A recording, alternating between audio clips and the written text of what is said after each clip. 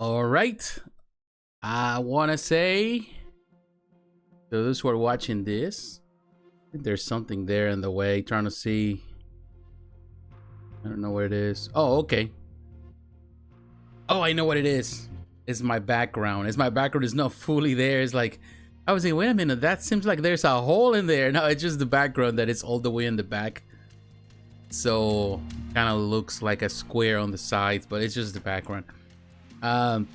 Hey everybody, squad captain, how you doing, my friend? Welcome to the Tonight Show. Appreciate your support. It's always a pleasure to have all of you here, and everyone who is watching now.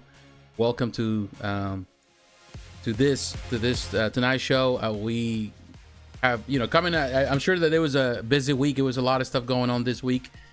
Kind of in some way, I wouldn't say slow in the collectibles world. There were releases, some cool releases, but it was not as like other weeks where you see that there's a lot of conversation, a lot of discussions and arguments, and people divided with their opinions. It was a calm week, which sometimes is good. We live in a world right now with so much stuff happening in politics, and man, the world's so divisive. Everybody has an opinion, everybody wants to share it, everybody's kind of attacking each other for that opinion. So it's good to have like a little bit of peace of mind and not have to worry so much about all of that. So, but I want to say to everyone who is watching this right now, thank you very much, squad. Thank you. And anyone that comes here, as usual, we talk about, just for those who are here for the first time and newcomers, we cover the collectibles of the week, all the news, all the pre-orders, all the stuff that happens, all the things, the cool stuff. I try to cover as much as I can. The cool stuff, the stuff that really catches my attention, and I think that it's important to share. We try to be respectful about the stuff of the producers, about the companies, because we don't want to, everyone is here trying to make some money. Yeah, that's the way it is. It's a business, but also we trying to be objective of the way the criticism we do, but in a respectful way. So all opinions are important. I value your opinion, so you're always welcome to leave the comments. Let me know what you think about the stuff. You can participate through the chat. Don't forget to leave a like. That way, that helps my video or this channel to be more visible. They really kicks in the algorithm and YouTube to push the video for more eyes to see it. And of course, that means more people coming to watch it. And that means that I have more opportunities to share more stuff and to grow this channel, because I really want to grow this channel. But I want to say to all of you, thank you very much. So tonight, for those who are watching right now, for anyone that is watching, while I'm setting some stuff here, we have a very, let me go through the list. I'm going to show it to you, but first let me go to kind of set up some of the stuff here. I was kind of running tonight. I was like super busy, but I didn't get the opportunity really to share or to do a lot, just trying to get ready. I went to the store, things like that. So let's see. Okay, I'm in the right place, so we're good.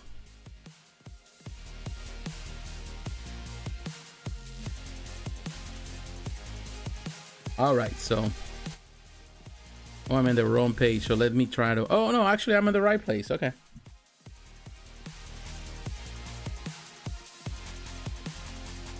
Cool beans.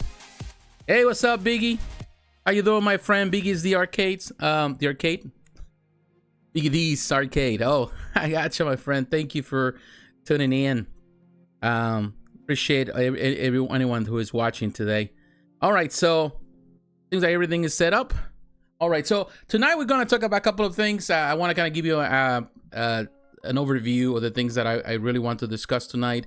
I want to talk about Arcade1Up. It's something that normally I don't really talk much about it, but there was another release, another reskin, if you call it that, of Marvel vs. Capcom 2. For those who are collecting, there's a lot of collectors of Marvel vs. Capcom in our community, people who love the arcades. I grew up in the arcades. Marvel vs. Capcom is my favorite fighting game of all time, not because it's the best, but because it's the coolest, in my opinion. It's one of my favorites on top there, right there with Street Fighter 2, right there with King of Fighters 95. Those are the and there's others too, of course. There's plenty that I consider at the top of my list, my personal list. Like Killer Instinct, for example, the Killer Instinct 2, actually. So we're gonna cover some of the stuff here today. And of course, we're gonna talk about Arcade1Up. We're gonna cover stuff. We're gonna talk about the action figures. We're gonna quick overview with Hasbro, the stuff they released this week. They have some G.I. Joe stuff, some Transformer stuff for those who like to collect that. The classic stuff, the classic Generations line, or if you like to collect the, in this case, the G.I. Joe Classified series, which I'm a collector of that. We're gonna look at Loose Collector, a company that is very small. I have talked about them before. They have, they produce more very unique figures primarily for comics, for like more, I would say more of those indie comics. They have produced a lot of, but also they produce figures on their own. Very nice figures, not cheap at all.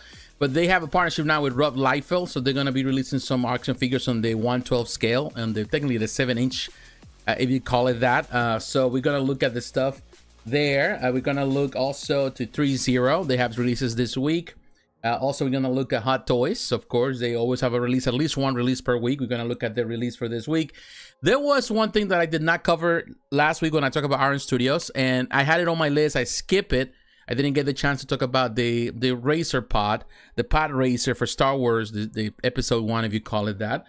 So I want to go back to look at it. It's 1/20th scale diorama, but I for some reason I skipped it and I realized it afterwards. But I'm gonna look at it today. We're gonna look at Dark Horse Dark Horse Comics. Of course, they have also their own collectibles. They have one for Horizon Forbidden West. So we're gonna look at the statue that they have on sale this week. We're gonna look at Diamond Select Toys. There are a couple of things that I want to mention that were released this week. We're gonna look at Good Smile Company. Normally I don't talk much about Good Smile, but they have some figures that are cool. We're gonna look at one in particular, this PVC figurines that a lot of people seem to be very popular. I'm gonna talk about Gecco. I haven't really talked about Gecco much in the channel. I think I talked maybe once or twice before. If you're a fan of Metal Gear Solid, they have a new revision of a statue that they produced some time ago. How you doing, Late Night Trip? How you doing, my friend? We're going to also, I want to cover First 4 figures. They have 2 releases this week. We're going to look at them today. Last week we talked about Sideshow with Elektra, but it came on pre-order. Even before Superman, before even Wolverine and the Colossus Wolverine, which it came out, is out. So we're going to look at the pictures today. We're going to now the detailed pictures. We're going to look at it and I'll share my opinion. We're going to continue on what I started last week with that. We're going to look at Prime 1 Studio. Prime 1 Studio has a new Velociraptor. If you're a Jurassic Park fan, they have a new one. Also, they have a Poison Ivy, which a lot of people seem to be very happy with this Poison Ivy. We're going to look at that today. And finally, we're going to look at PCS Collectibles. PCS, of course, they have, if you're a fan of horror stuff, I did not cover it last week or a couple of weeks ago when they released one of theirs, the Killer Clowns. We're going to look at, they released another one, a second one. So I'm going to really look at those. Now that the second one is out, we're going to cover some of that today. And definitely that half-scaled Conan that it just went out. And perhaps there's going to be other, Marvel vs. Capcom 2, and perhaps going to be another thing that we're going to cover. So other companies that I saw that I just kind of like, I was browsing through Spec Fiction. We're going to look at it, and we're going to cover it today. So, but everybody's welcome. Thank you everyone for coming in, and don't forget to leave a like, and if you're here for the first time, to subscribe to the channel. All right, let's start first with I'm gonna start going through the list. As always, I start kind of going through scales, but because we're starting with there's not really scale on this one. We're gonna start with Marvel vs. Capcom because it's the only gaming thing we're gonna cover today besides some gaming statues, and then we're gonna move on to the next end. But let me go. I'm gonna take you to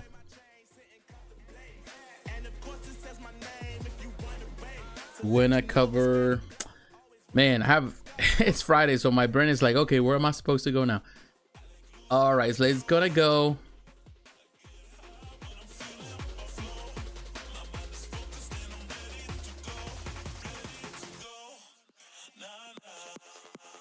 All right, so we're gonna come to let me take you here. Let me just actually take you out of this screen.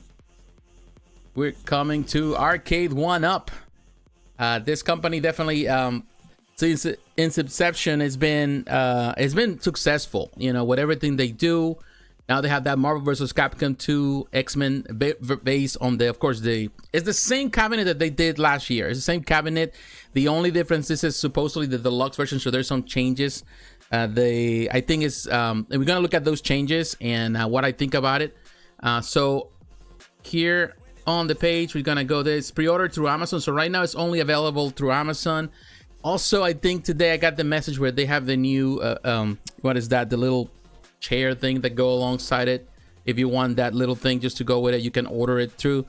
I think it's available. We're gonna look at this, but here, as you can see, this is right there, Marvel vs. Capcom 2 X-Men 97 edition, of course, based on the TV show that I'm really looking forward to watch. As soon as you watch, I'm gonna start watching. I'm a big fan of the original animated series. $4.99. I think it's introduction is a great price. I think it's what they've been pricing some of these cabinets, so it's not a bad price. However, you can still find the original still for sale, which when it went out, when it came out like a year ago, it was hard to pre-order. It was really hard to pre-order. It was hard to find.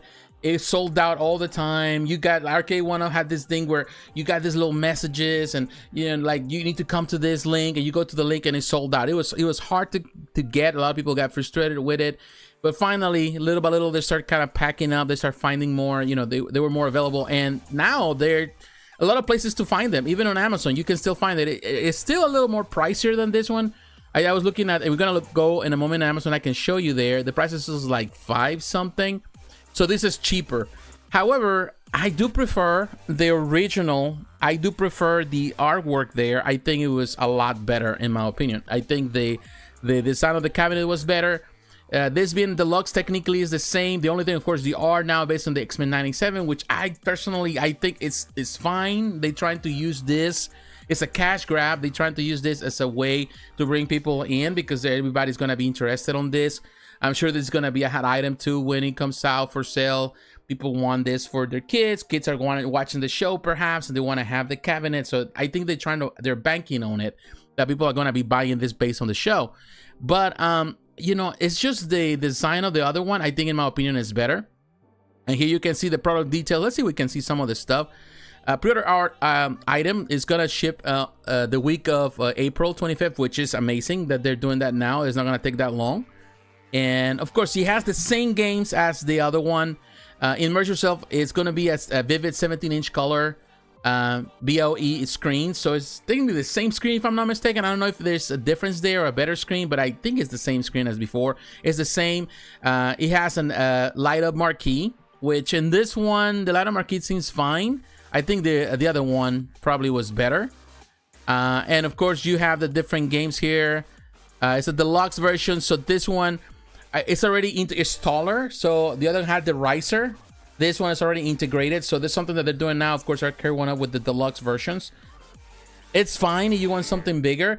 However, you can still get this one, and maybe like there's people out there selling the artwork. You can find somebody, you can put a sticker on it, you can do all those things. You can still do this if you want something cheaper. However, I think that eventually that stock that's still left for the other one is people are gonna start selling it because people are gonna be buying this one. So I'm hoping because I haven't purchased this one yet. I'm hoping that you get some discount sale somewhere, because I think it's always been the hardest thing to do is to find Marvel vs. Capcom 2 on a discounted price. Some people have been able to find it around $350, but definitely would be nice if you can find it even cheaper than that. And of course, it happens eventually with a lot of this, but because it was so popular, it hasn't been there. Now you can see the speakers. Some people criticize the original. The sound was not as good. Some of the speakers for the for the previous or the original version or the first version, you have here, just to give you an idea, you got X-Men Children of the Atom, which in my opinion is one of my favorites. It's one of my favorites of all time. You get Marvel vs. Capcom. You get Marvel Superheroes vs. Street Fighter. You get Marvel Superheroes. Here you can see you got X-Men Mutant Apocalypse, which is not my least favorite there. They also Marvel Superheroes War of the Gems, also not my favorite, but you get Marvel Superheroes. And I think that, and X-Men vs. Street Fighter, which is a phenomenal, in my opinion, a phenomenal game. I love that one too. X-Men Mutant Apocalypse. We got it. These are the games included. Besides, of course, Marvel vs. Capcom 2, which is in my mind the best in the series. So I definitely I'm not sure. I will tell you this honestly. My hope is that at some point, with all this popularity of the X-Men right now, with the show, with the stuff that they're doing, with this type of arcades, maybe at some point we finally get a compilation for modern consoles or for PC. I've been looking forward. I still play this game. I have it on my PS3. I play it online. There's other services we can play, actually fight with people online. I play with that. Also, I also have, you know, my PC. I can play it there. You know, and there's many ways I can. There's so many ways to play it online, and I like it. But definitely would be nice to have an official way to play the game again through modern consoles, and have, you know, lobbies and be able to play with other people online. With, you know, it would be a lot easier than trying to emulate things on your PC and all that, which is something that unfortunately you have to do. But this is another option. I think the best part of this game, as long as I think the attraction to this particular game, or to this particular arcade, it's always been the wow factor, and it looks really, really cool. I think that is the reason why a lot of people collect Arcade1Up. Many of these games you can find in modern consoles. You can play on your PC, so you can sit on your couch and you can play for hours on end, and you don't have to be uncomfortable in a very small thing where you have to crouch all the time on a small screen and share the space. But I think the reason why people like to collect this, or it's because they look cool. Yeah, you can play here and there when you invite friends. It's a cool factor thing. You know, and that they look very nice on display. You know, they're not the full cabinet, but the small cabinet, and you still got, if you grew up in the arcades as I did, then definitely there's always going to be that desire to go back to the arcade. You know, there's always this hope that the arcade is going to, you know, I always have the hope that arcades to come back. You know, for me, the 90s was a time where I played arcades like crazy. The late 80s, but mostly the 90s, early 90s. I spent so much time in the arcades. I love the arcades. I did get the opportunity to play a lot of these games over the years, you know, when they came out. Marvel vs. Capcom came out, what, 1999, so it's a little later, but I was able to see it on the arcades. I've had this game in several ways. I play it on the Dreamcast, I play it on the PlayStation 2, I played it on the Xbox, I had all of them. And then, of course, I played the PS3 version, which in my opinion, I was loving it. And of course, I've been doing even to emulation on for the PS3 on my PC, and it plays fantastic in my opinion. But yeah, it would be nice to have it. And this is just more for the look, and definitely looks fantastic. It's one of those iconic games, but this is the point where I feel that it is an iconic way to play this game. I'm just not necessarily a fan of the choice that they promoting this with X-Men 97, because yeah, it looks great, but the connection between X-Men 97 and Marvel vs. Capcom, I don't see the connection besides it being just the X-Men and being Marvel. It's just a cash grab. That's how I see it. It's just a cash grab. Now, let me show you this. Of course, here you can order here. Once you order here, like let's try to do this. You pre-order here on Amazon. It's going to direct you here to, you know, it redirects you to Amazon. Here you can see where you can order it, which is kind of cool. But let's say that you won and here you can see like the X-Men. That's another classic arcade from Konami. Also another game that deserves to come back for modern consoles. But let's see. Let's do Marvel vs. Capcom 2. I'm going to show you. They still have here the stock for the other one. Here you got it. You know, they have it there, $553. So it went down in price. The other one is cheaper. I still find this more appealing in my opinion. Yeah, you may pay a lot more, but yeah, the design, the other one, of course, there are a couple of things, are pluses over there, perhaps a bit taller maybe, and this has the riser. But to me, it's just the art alone, just the art there, so iconic of Marvel vs. Capcom. Again, you can still get the other one and mod it. There's so many ways to mod. You know, you can still do it that way. You know, there's no like rhyme. There's no just one better than others. And believe me, a lot of Arcade1Up's collectors, they love to mod their stuff. You know, I seen some. I'm a member of different Arcade1Up groups, and some people do crazy. And when he showed up, he just had the game with him, and you know, like, and I have to give him cash. It's kind of like, I felt like I was like doing a drug deal or something like that, and he gave me that, and I was so happy because I had that PlayStation 2. I was looking for a while. I had the Xbox version, which in the end I think the Xbox version was better, but I wanted the PS2 version. I like them both. I don't know. I think probably in the end I end up getting rid of those games. or sold them. I think I did sold them for a profit or something. Some of those things that I used to do back in the day, where I used to sell a lot of games. I get tired, let me sell it for double what I paid for, whatever. And it's amazing that still, holds value. They're great games. I like them. I play them even on my. There was a version, a Dreamcast version that was for the iPhone. I had it. For some reason that version went away. It disappeared. Or is it that the update never allowed? It was never updated, so it's uncompatible with some this new phone. So I think but I had it, and it was touchscreen. It was okay, and had it years ago. All right, let me look at something here. I won that arcade. Barbie, how you doing? Welcome. It's good. I think there's pluses with it. I did not get the original because every time I was trying to get it, it was sold out. Or you gotta do this, or you gotta do that. And I didn't have time for that. I didn't have time. To be honest with you, I don't have the space for that. I have so much collectibles, so many things to have space, but I still think it's a fantastic arcade. And even I've been thinking, even people tell me, even if I buy one, I just keep it. I don't want to keep things in the box. That's the thing, particularly with arcades, because electronics, they can go bad. It's not like you can, once you put it together, you have to put it back in the box. Like a lot of collectibles, I can always put back in the box and keep it on my storage and kind of take them out from time to time when I'm kind of moving my display around. But with arcades, it's different. So I don't know. It's another thing. And another plan that we have this year is to start kind of working towards buying a new home, a bigger home. We need that. And maybe that will open the door for me to have my own space where I can have a bunch of arcades there, because I love arcades. But this one, I'm tempted. I'm tempted because I feel it's good.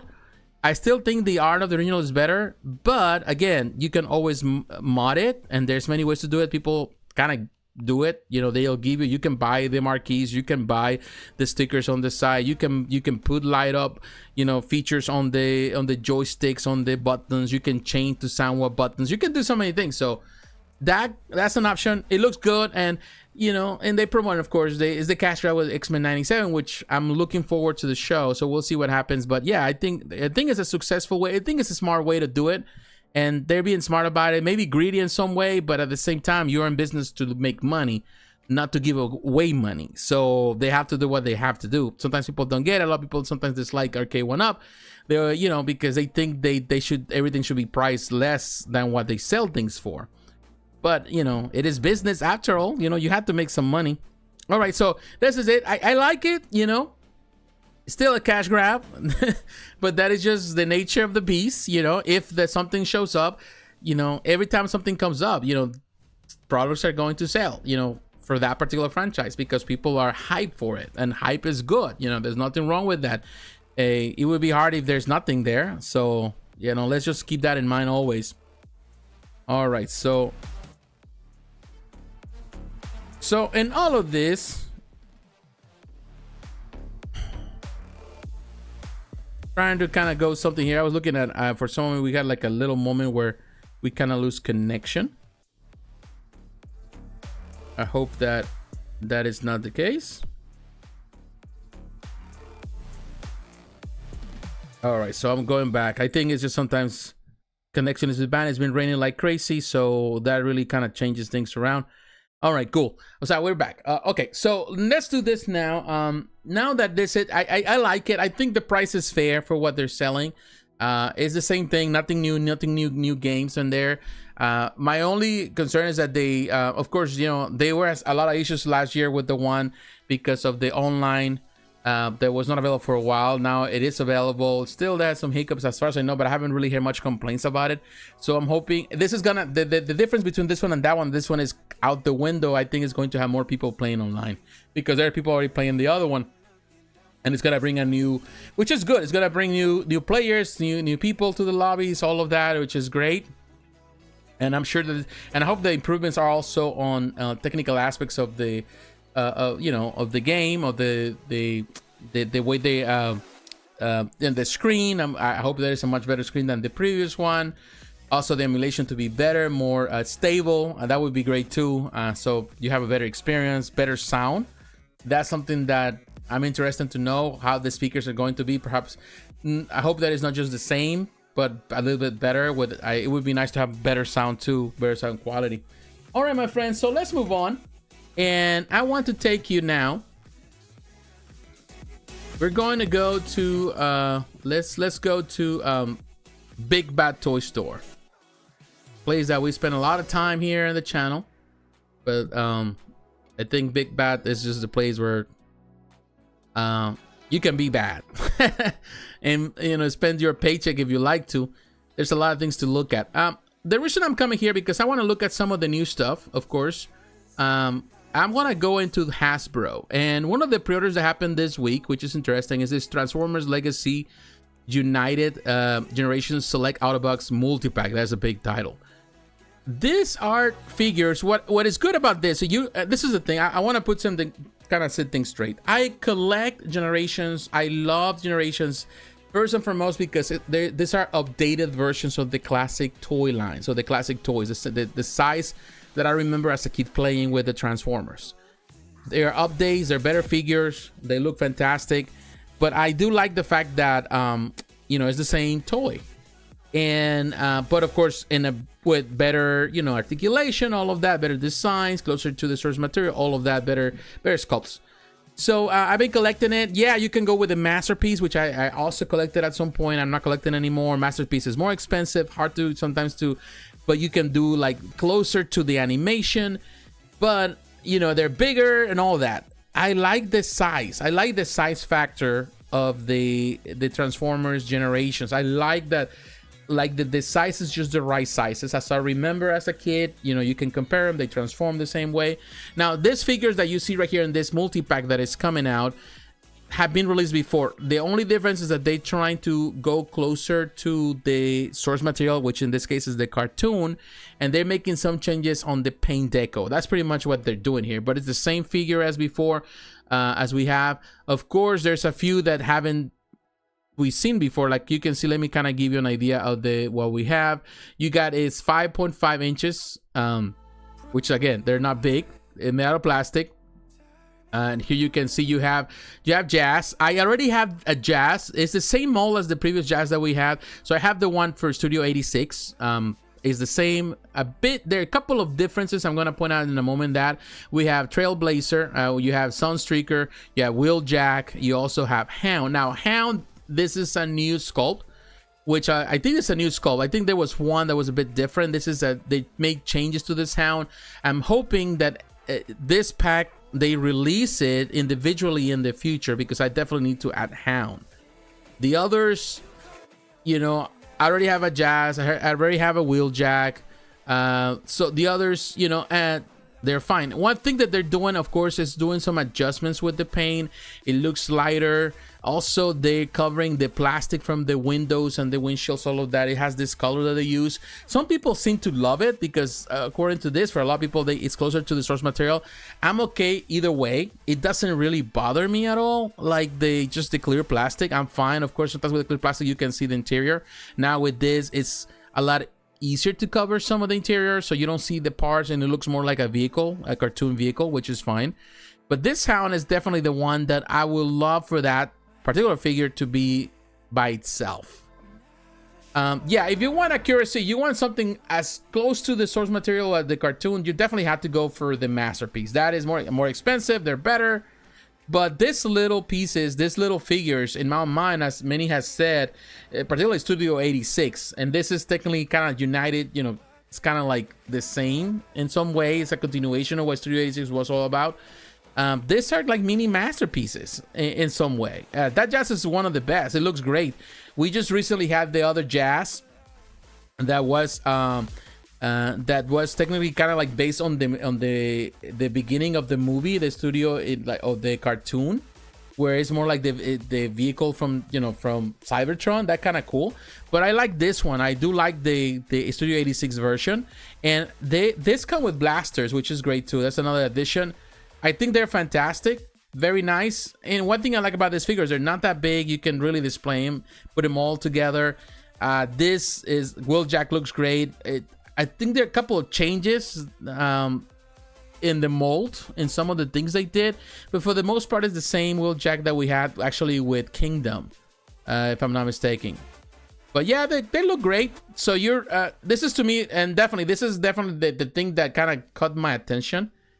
And again, it's closer to the source material. I think it's pricey for what it is, but when you come to think of it, normally these figures are priced around $25. So you at 109 and you have 600. Technically, you're still saving a couple of bucks to buy the whole package. I would say this would be great if you're a completionist or if you haven't purchased any of these and you want to add. Have this. It's a great start, and you get some nice figures. Now, I will tell you this. I still think that the colors are fine, but I'm not so sure if it's completely accurate. I still think that the Kingdom still has better colors for some reason. But it's technically the same old. It looks lighter on the skin. I think there's some, strip colors or stripes that are not showing here, that they're really closer to how the toy used to look like. So I think the Kingdom is better. But Hound looks fantastic. Definitely Hound needs to be, this needs to be, sold individually. The others are, we have seen a couple of them. We have seen this one. Jazz still looks great in my opinion. They're great. I collect these little figures. I like them. So kudos to Hasbro to continue to produce this line. They continue to kill it with it. And that is always great news. So, all right. So this is one thing. I'm going to show you another thing that Hasbro released this week. Let's see if we can see it here, which I don't see how. Right there, G.I. Joe. This is from the Classified series. We have this week another release. You can go to Hasbro Pulse and you can purchase them there. You can see all the figures. Always this line continues to grow. It's amazing what they're doing with this line. I love what they're doing with them. But this is the new releases or the new pre-orders for this week. And they look fantastic. I was looking at each one of them. Around $25, $26. You got Dreadnought Torch. I like it, man. I'll tell you, the portrait is just on point. Whoever sculpted this did a fantastic job. It looks like Dreadnought for sure. Like, it's a nice portrait, a throwback to the cartoon. It looks really cool. Very nice figure. I would say one of the biggest things that I like about the Classified series is the sculpts. Is just, in my opinion, if I was a kid back again, if I was a kid that grew up with playing back in the day in the 80s with the G.I. Joe, if I would have seen these toys as they are now, my mind would explode. I think our mind would explode because the toys nowadays are a lot better. Of course, these are still they're still playable. Kids still can play them, but these kids don't know how good they have it. Sometimes people complain. I've seen a lot of people complain about other things, but toys nowadays are a lot better. Yeah, you can say that the original toys were very sturdy, and there were a lot of things. But the original, I remember the O-ring G.I. Joe. Sometimes they were not like, they took the damage, but also, they were easy to break too. Now the packaging is fine. So this is one. Now let's look at the second one, which I think is the best. Jinx. That portrait looks really on point. Look at that one. Very nice portrait. And it has the interchangeable head. So you have one with the mask. Actually, you got three. So, man, there's a couple of packages with this one. I think perhaps this is my favorite as a whole, with the accessories. Very cool. That's a nice picture too. That is a cool Jinx. They did a really nice job with that sculpt. Very nice addition to it. Some of the articulation we have seen before, I wouldn't say that it's super great, but that sculpt alone, that face sculpt is just perfection. So they did a really nice job with that one. Now they got Carl Doug Greer. This is a new version. They already I think it's a new version. Or maybe I'm confused this one, the Super 7 version that was there too recently. Oh no, this looks really on point. That looks great. Look at that. He's carrying his gun. He has his hat. Man, he looks really cool. Man, even the glasses are removable. Man, this is a really nice duck. Very nice. This definitely, the G.I. Joe series is just on point, man. The Classified series is really growing so nicely. Man, that sculpt is just really good, man. Very nice. That's the package. Duck looks better than ever. And then we have also Night Creeper.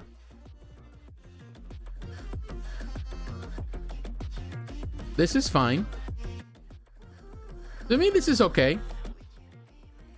What I like about this, the accessories, man, is like you can change it and it has different looks. That's not that bad. But perhaps this is my least favorite. This is more for like the completionists. I can do without this one with Night Creeper. I think the previous three, those are probably the ones I like the most. And then you have the last one. There's the other Dreadnought. No, where's that? Nugga Hide, Pork Belly, and Jobo. Oh, this is cool, man. Look at this one. This is another cool one. Now you can see his smile or his teeth. It's okay.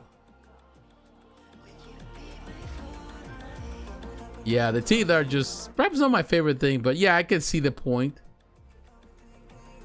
But just the accessories, everything, the animals and all that.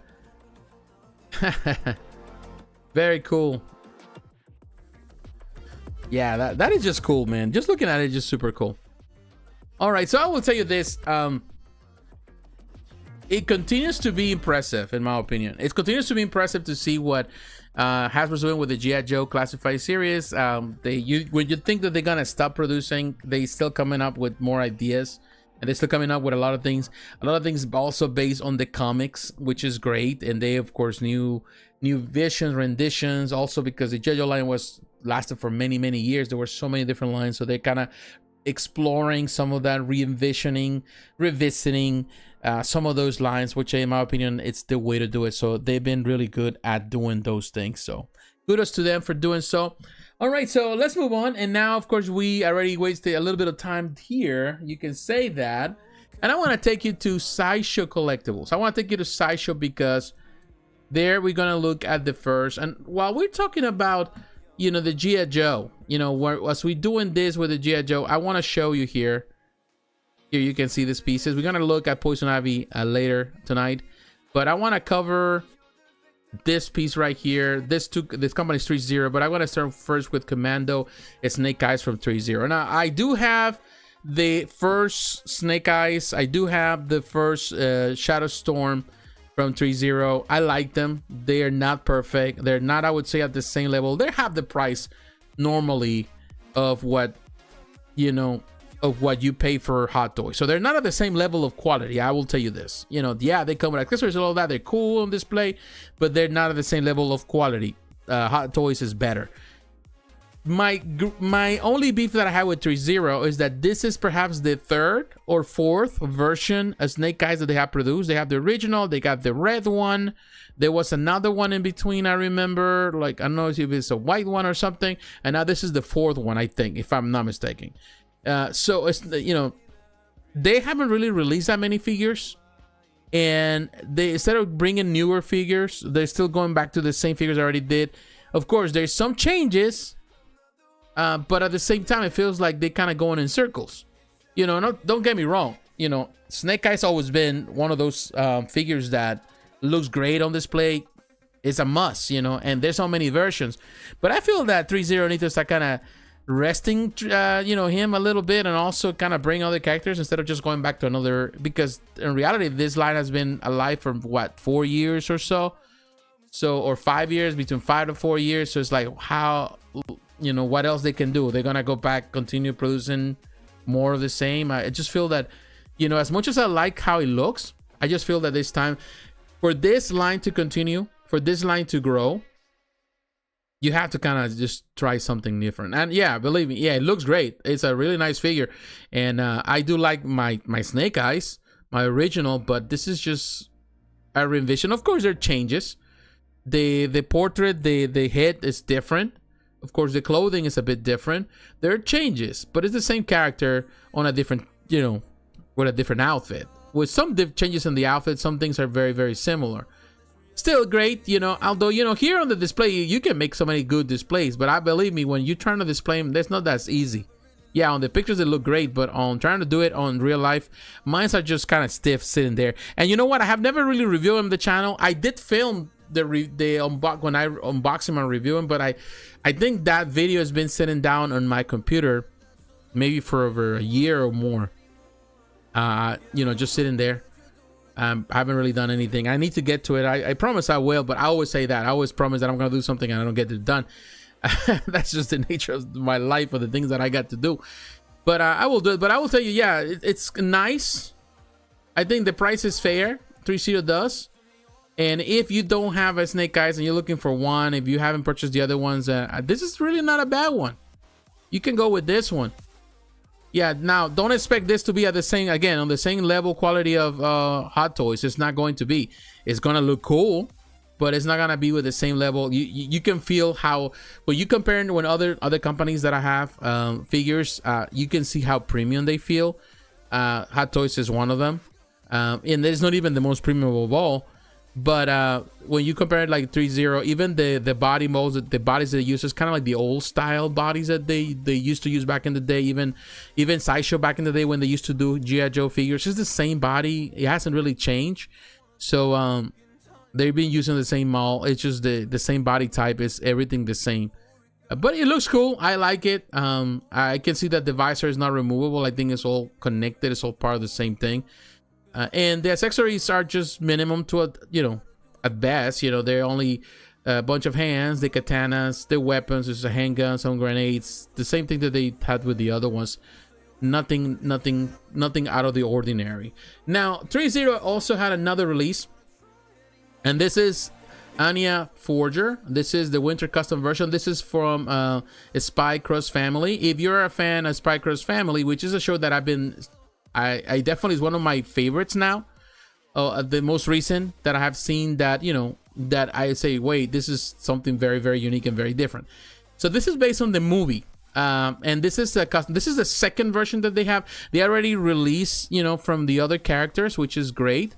And it looks good. I will tell you, this one comes with a lot of things, which it's kind of cool. They have different interchangeable portraits. As you can see, they have actually 4 where you can change. You have different hands, so they have a different accessories. That's kind of cool if you're kind of into making new changes. That is really cool. I think they did a nice job with this one. This is another 1/6. Now, some of the other ones that they have done so far, here you can see some figures. They're figurines, but then you have this Yor and Lloyd. This is Yor, and I you know, the figure is also kind of cool when you come to look at it.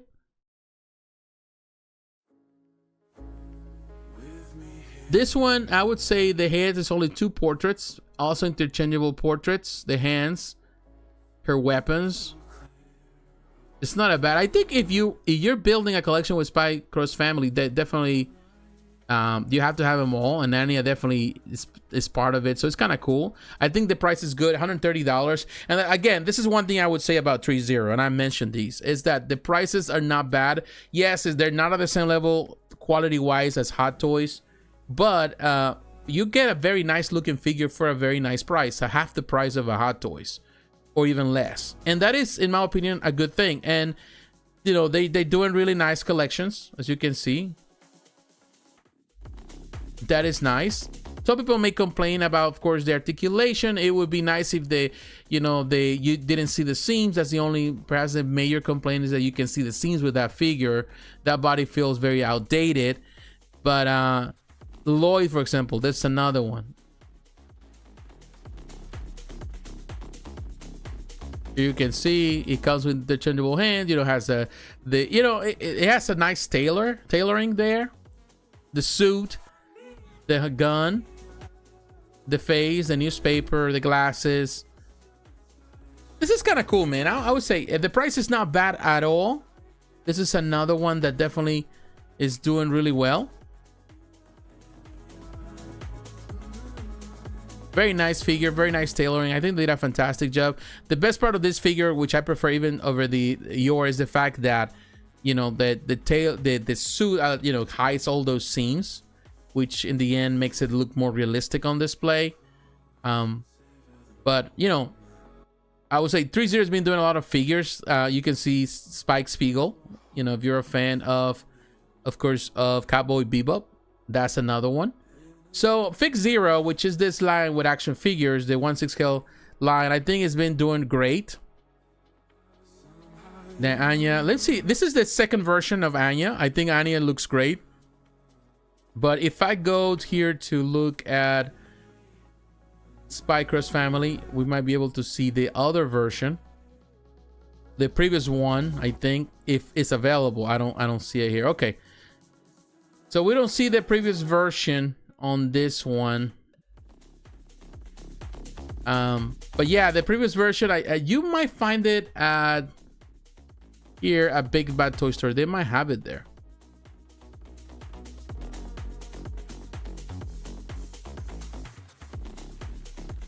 Here you can see, well, these are the figures by Good Smile, Bandai Spirits. Of course, you got the 1/6 scale of the movie. I'm not seeing the first version, but she's always been popular, so she sells, you know, as you can see. She does sell well. Well, we don't see it right there, but that gives you an idea. This another custom. This is another one from you know, Threezero. I think it's doing really nice with this one. The collection continues to grow, which is really, really good. I don't know who does this one. Maybe we can see it. And this is Furia Corporation, which this figurine is a 1/7 scale, which is not bad. Actually, that looks pretty neat. I think that looks pretty neat. So yeah, this is what we're talking about today. It's Threezero. This is another one. Now that we're here in Sideshow, of course, let's go back to...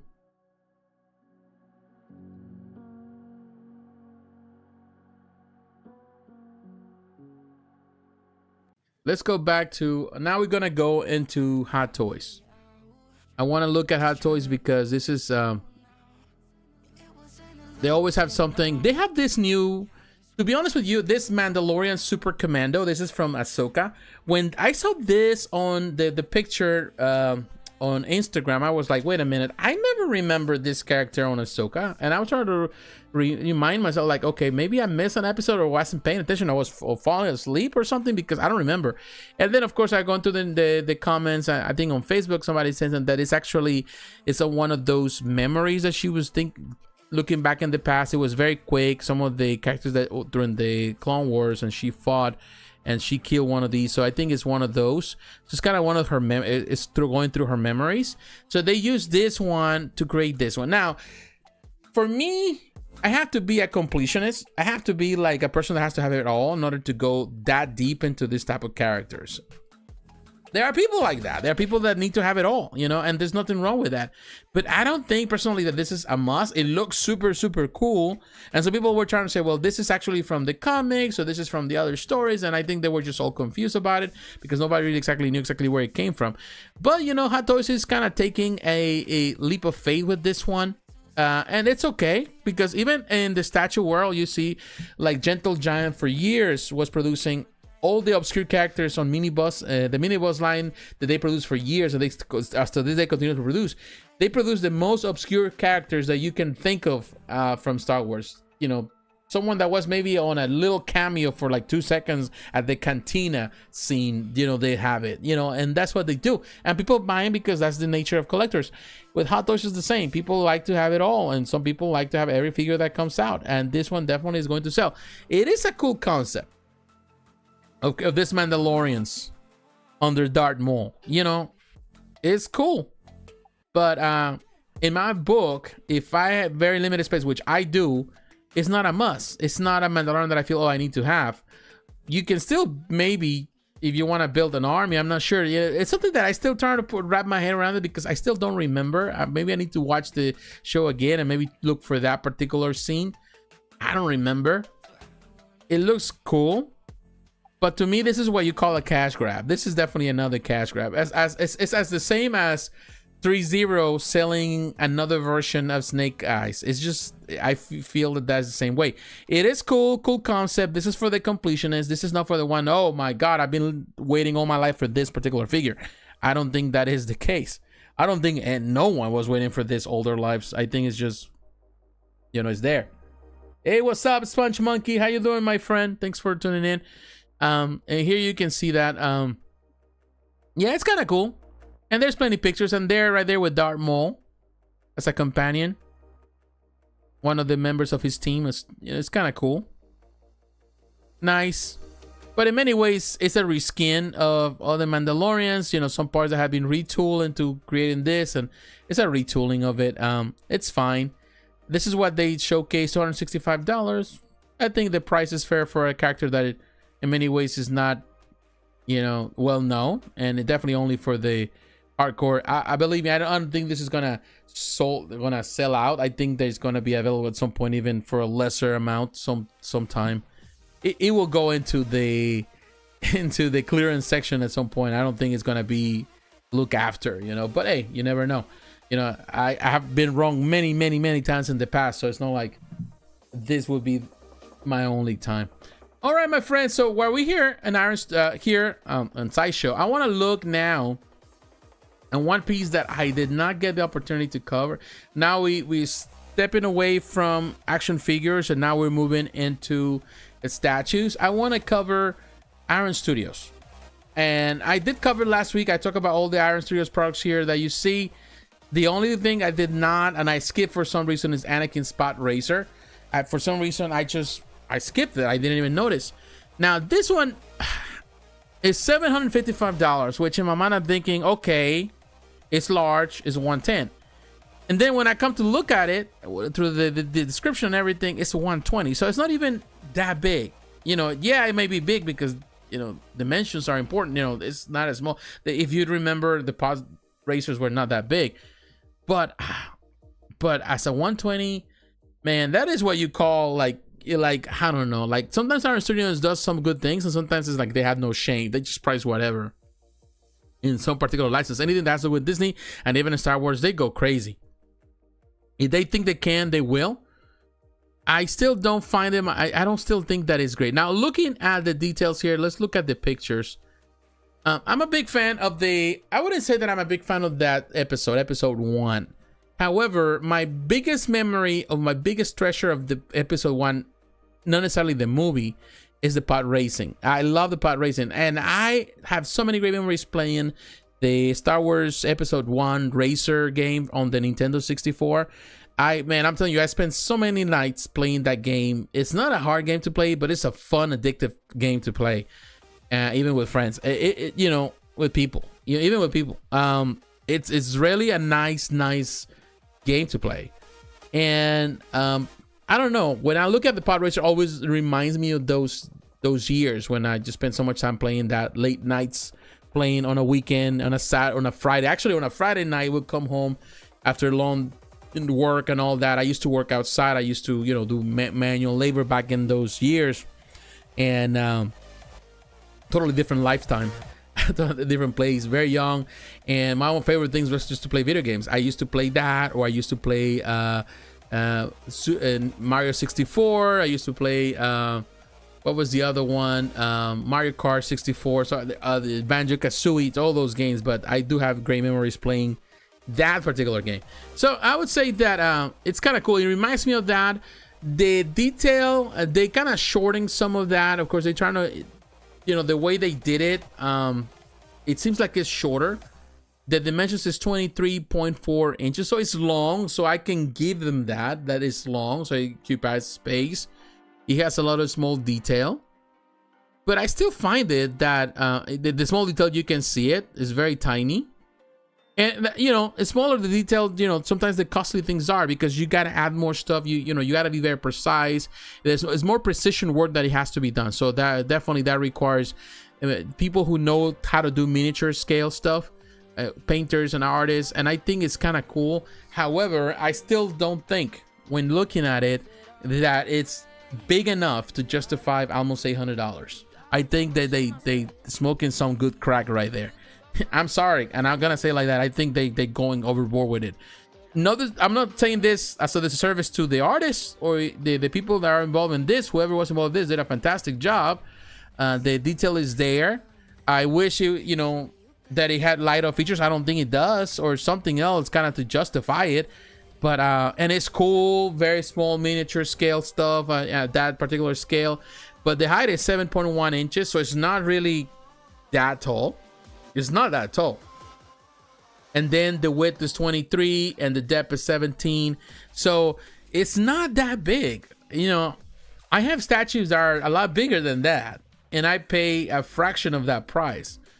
And I just don't think that they is justifiable unless they want to the license for this, which I don't think is that expensive. It's really high.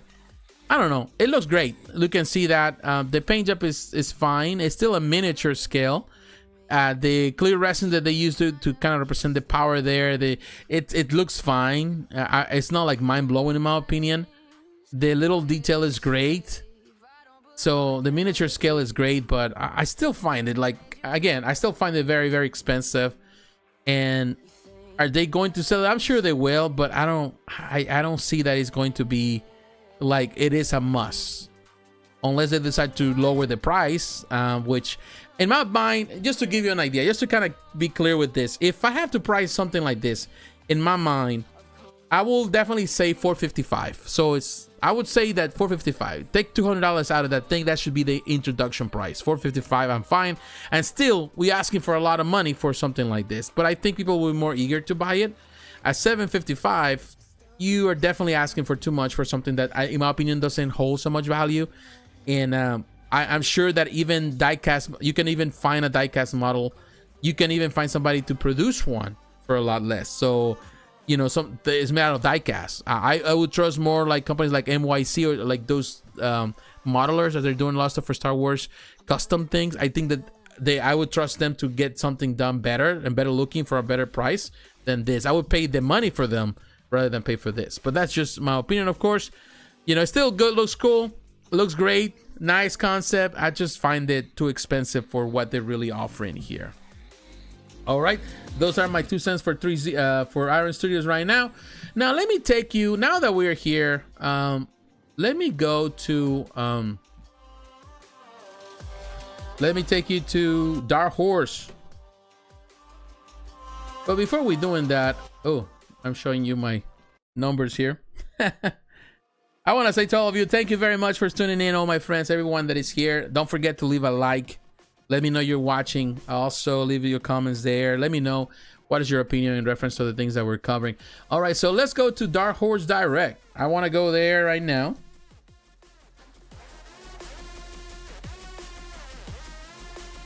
We're going to go there to Dark Horse Direct. They have this alloy on Clawstrider 1/9 scale premium statue.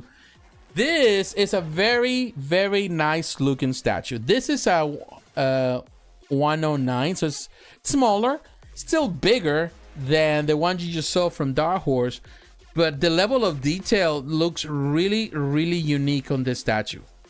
Now, the only thing I don't like about Dark Horse Direct here, if you order pre-order, if you pre-order, let's just click on pre-order. Right now it's $8.99, so it's a little over $100 more than the other one. But in my opinion, the other one is at 120. The one we just saw from Iron Studios is 120th scale. This is 1/9 scale. I think the price here is more justifiable for this because of the sheer size of this. Let's see if we can see the details and dimensions here. You can buy up to 2. Let's see. Unfortunately, the pictures don't give me. Well, actually, you can get some pictures there. I don't know if you can see it on the screen. If not, we're gonna go actually to here. You can see. Maybe you can see it here. If not, we're gonna go to Facebook, and Facebook we're gonna look at the pictures. It's 22 inches. 20. That is how, you know, the length. The other one was what, 23 something. So it's as big as that, and it's 14. It's double the size, double the height of the other one. And in my opinion, this has a lot of detail too. And not only that, it does have light-up features. So why is it that Iron Studios does it, you know? And I'm not here just to criticize Iron Studios. I'm here to say it's like, oh, I don't get it. Why is it that this company is able to do more? 22 inches wide for its now to the tip of the Clawstrider, and 21 inches deep. So it's even deeper than the other one. The other one was 17. Like, I can go back to Anakin's, like right here. Let's go back to the details. Let's go back. So that is 23. It's a little longer. That's all it is. This one is 22.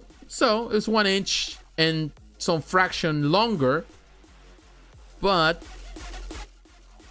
the height is 7, the other one is double, the depth is 17, the depth here is 21. So it's technically almost the same, you know, but the difference is that I feel that this one has a lot more to offer, and also it has a lot more scale. The base looks fantastic in my opinion. It has great detail. I think even the paint job here is better. It's like it feels that it's a lot better. It comes with blue LED lights, and the Clawstrider eyes truly brings the statue. It says truly brings the statue to life. So I feel that overall, it's a much better deal. And not only that, another thing that I would say, many statues sometimes they have you have to change batteries. This one has a USB port for the LED. Cable is not included, but it has a USB port, which a lot of times a lot of statue makers don't make it, which always puzzles me because it's something so easy to make nowadays, and it's easier than just the batteries. And I don't know, this is great. It's a number. It's 500 pieces that they're going to produce, made out of polyresin and all of that. I think this is a great deal. If I have to buy something right now, I'm definitely going for this one. In my opinion, it's better. Here you can see maybe some pictures on the side. I'm not sure you can see them. So I'm going to take you actually in a moment. Oh, right here. Actually, you could do it. Oh, I hate it when they do that. All right, so let me take you to Facebook.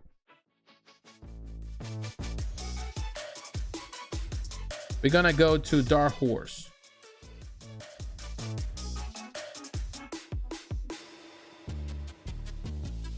Hey, when they ask you that, I don't need you to tell me who's selling what around here. Okay, here's you guys. We're on Dark Horse Direct page.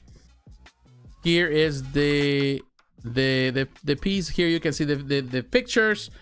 Very nice. It's a very nice. I like the light up features. I like the base. A very nice concept.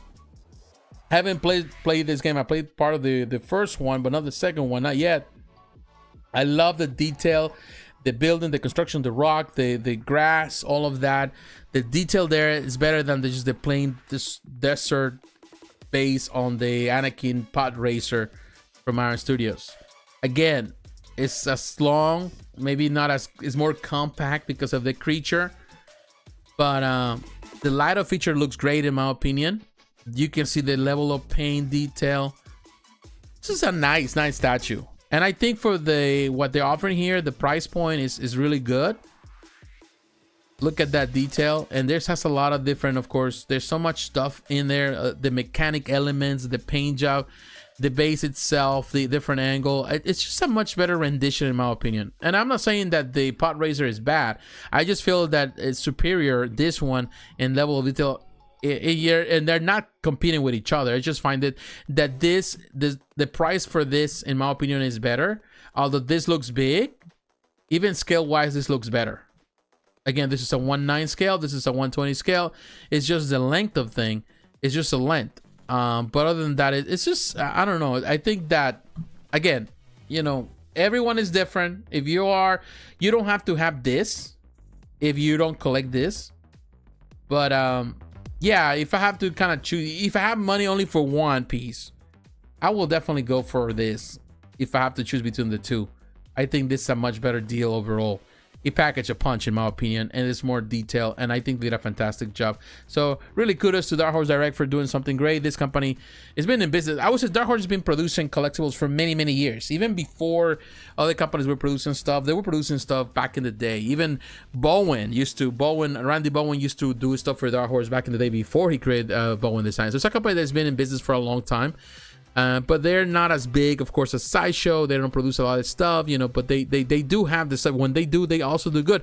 And it seems that they are more, in recent years, they've been kind of pushing towards to start selling more stuff, you know, to really get into doing more collectibles again. And I think that is always great. It's always great to see companies really moving in that direction. All right, my friends, it's 9:12. I think we've been here for an hour already. So I'm going to take a quick break. I'll be back. When I be back, we still gotta cover some of Diamond Select Toys. I want to cover some of the stuff that was released this week. I want to talk about Good Smile Company, Gecco, First for Figures, Sideshow Collectibles, Prime 1 Studio, PCS, and there's something else that we're going to cover in a moment. I really want to get into some other things that also kind of crossed my mind. So stay tuned, my friends. And again, thanks for really supporting the channel. Let me look at some of the, while I have you here. Let me see if there's any comments. No, everybody's, again, you're welcome to leave your comments. And see you in just a moment.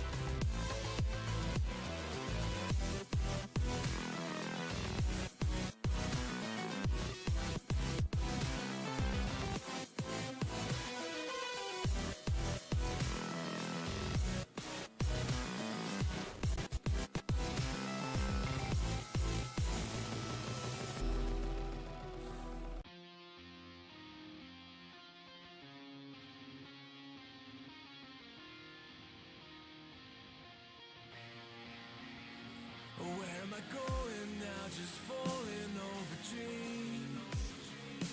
Now I'm just so far gone, this isn't what it seems. Taking me so damn long, it's fading from belief.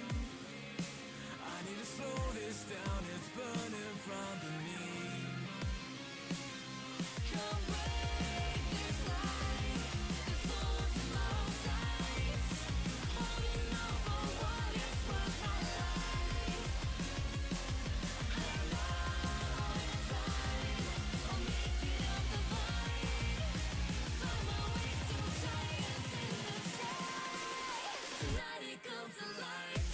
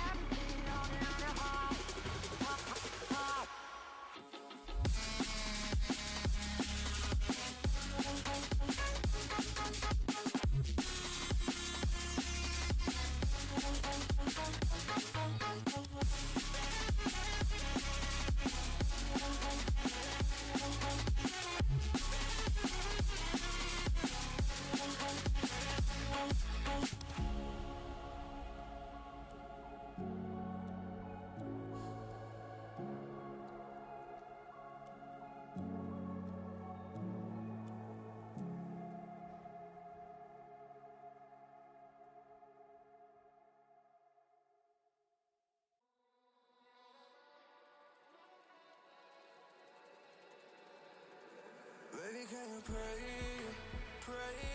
tonight? Baby, can you pray for us?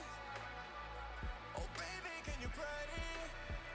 'Cause every time you make time, it's holy to the end. So pray tonight.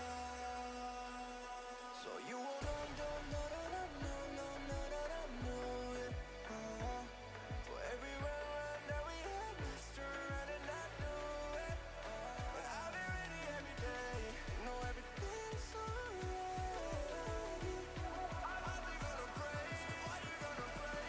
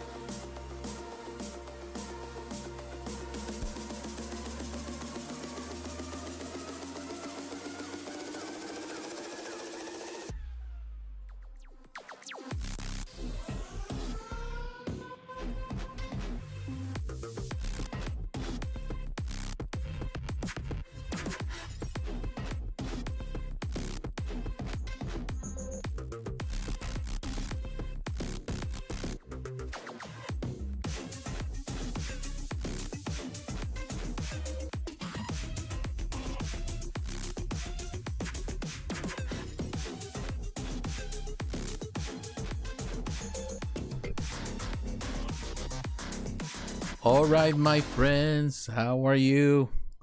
Thank you for waiting. Thank you for waiting. Man, I feel tired for some reason. Well, it's Friday. It's been a long week, but we're back, and definitely we still got some way to go. Cover a lot more, and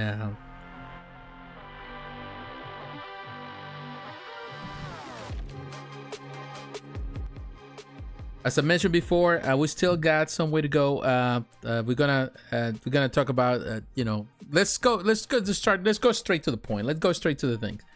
But I want to say to all of you, thank you very much. Do not forget to leave a like if you're watching this, and please support my channel by doing so. Let me know why you're watching, the reason you're watching. Also, share your opinion with me. Thank you, squad. Yeah, if I had to choose, I would also pick Alloy over Podracer. Yeah, it just makes sense. I think overall, just the size and everything. But let's go back to the stuff we have here, and I want to go right now to Big Bad Toy Store. No, not Big Bad. I'm sorry. I want to go to Diamond Select Toys. And I want to take you there, because I want to talk about, we're not going to be here long in this one. I want to cover two pieces that were actually one operated last week at the same time as this one right here. The new stuff we have, the pre-orders, of course, the gallery diorama. Some of these are kind of cool, interesting. But the one I want to cover today, and oh, that Omega Red looks great. These are PVC statues. They're very inexpensive. Of course, now $80. Everything has gone up. It used to be a lot less than that, less than 50 bucks.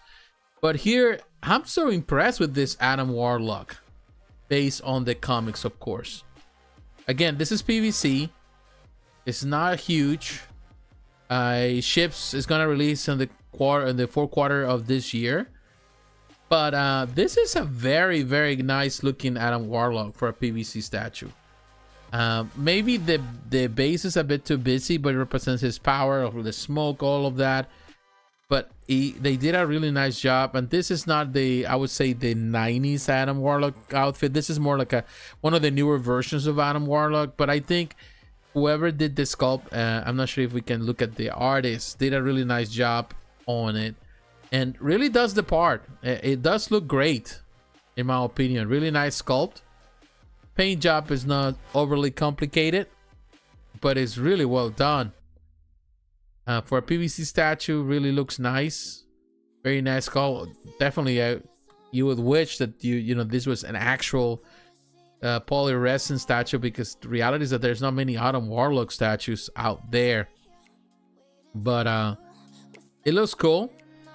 Here it shows it's approximately 11 inches PVC diorama. Oh, right here. It was designed by Nelson Asensio and is sculpted by Alterton. Alterton is a fantastic sculptor. He has done so many over the years, so many designs, so many digital designs. So yeah, man, I'm telling you, like, yeah, it looks pretty good. It looks pretty good. And you know what? Alterton has done some, if I'm not mistaken, some custom Adam Warlock in the past. For some commissions and stuff, and I think yeah, I can see his work on this one. Looks really neat, really nice job. Oh, I just noticed that the names are now in the description, which is cool that they add in the information there. Now there is another one that I want to point out, another one of those new releases, and we're gonna go to right there, another pre-order, which is this one right here, the Goliath Premier Collection, which is PVC, no PVC, polyresin, so it's a polystone statue. $200 for this one. Again, you can, it's fourth quarter of this year. Now this one was designed by Barry Bradfield, sculpted by Michelle Riley.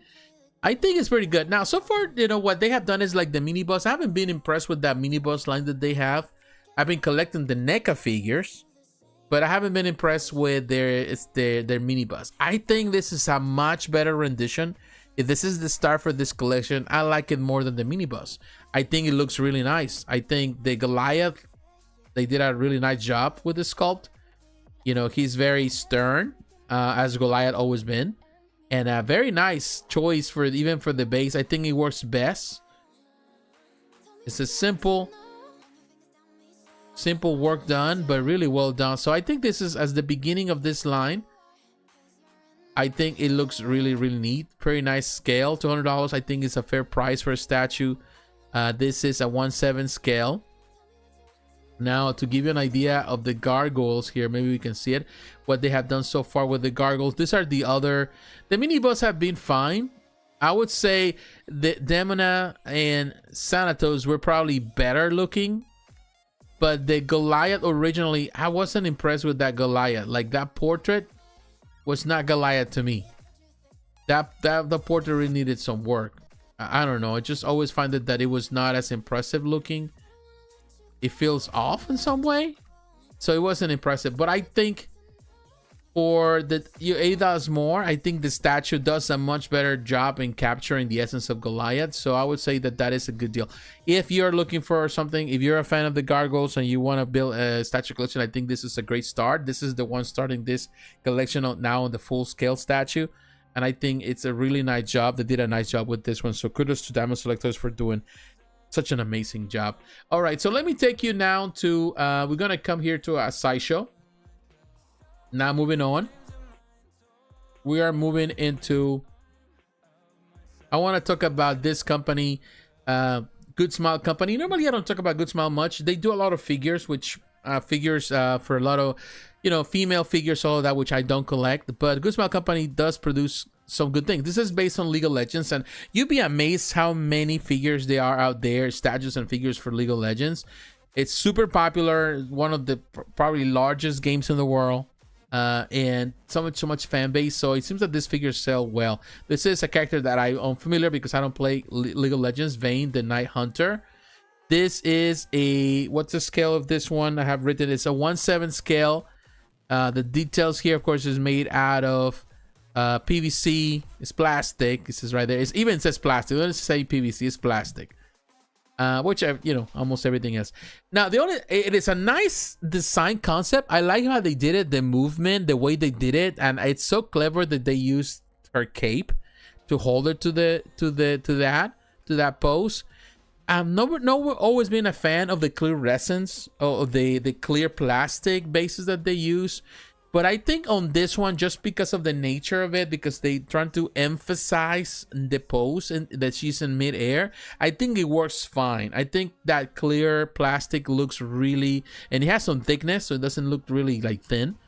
It looks great. It holds her weight, and I love the color. Definitely, the sculpt is really, really well done. It's not a big figure, as you can see, 8.66 inches tall, but it's a very nice sculpt, very nice detail. Whoever sculpted this did a really nice job.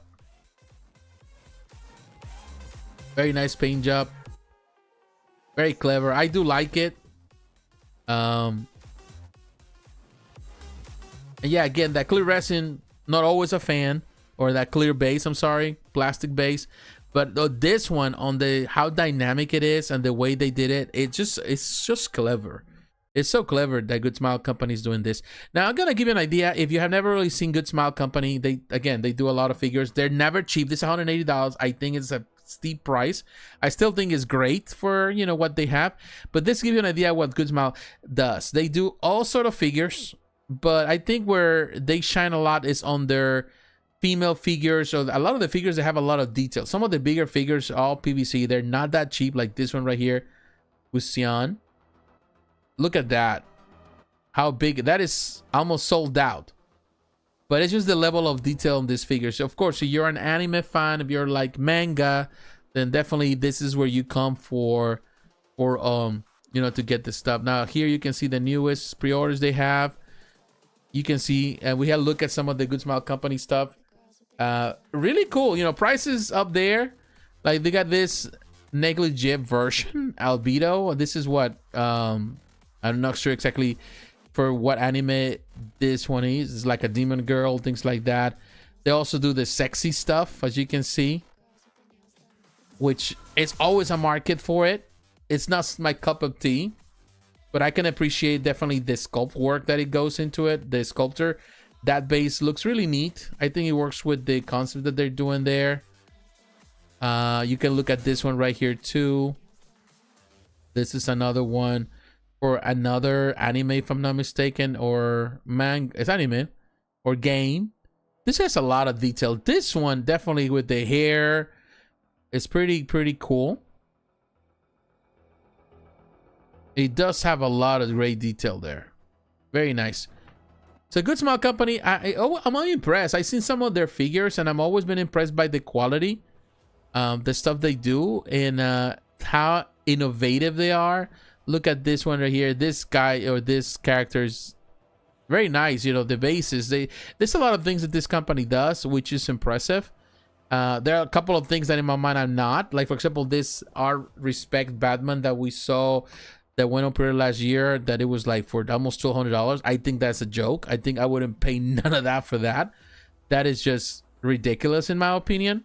But, you know, you do you. You know, if you feel like you have the money for it and you want to go for it. But I would not pay that type of money for that figure. I think it's just one of those where you feel like they're just trying to push and see what it sells. It's polished on PVC, has a lot of things. It's a combination. It's a mixture of that. But in my opinion, there's better statues than that one for what they're asking here. But of course, but you know, I'm not here. I'm not sharing this just to tell you that, you know, this is Good Smile doesn't do good stuff. They do good stuff. They do good statues and figures.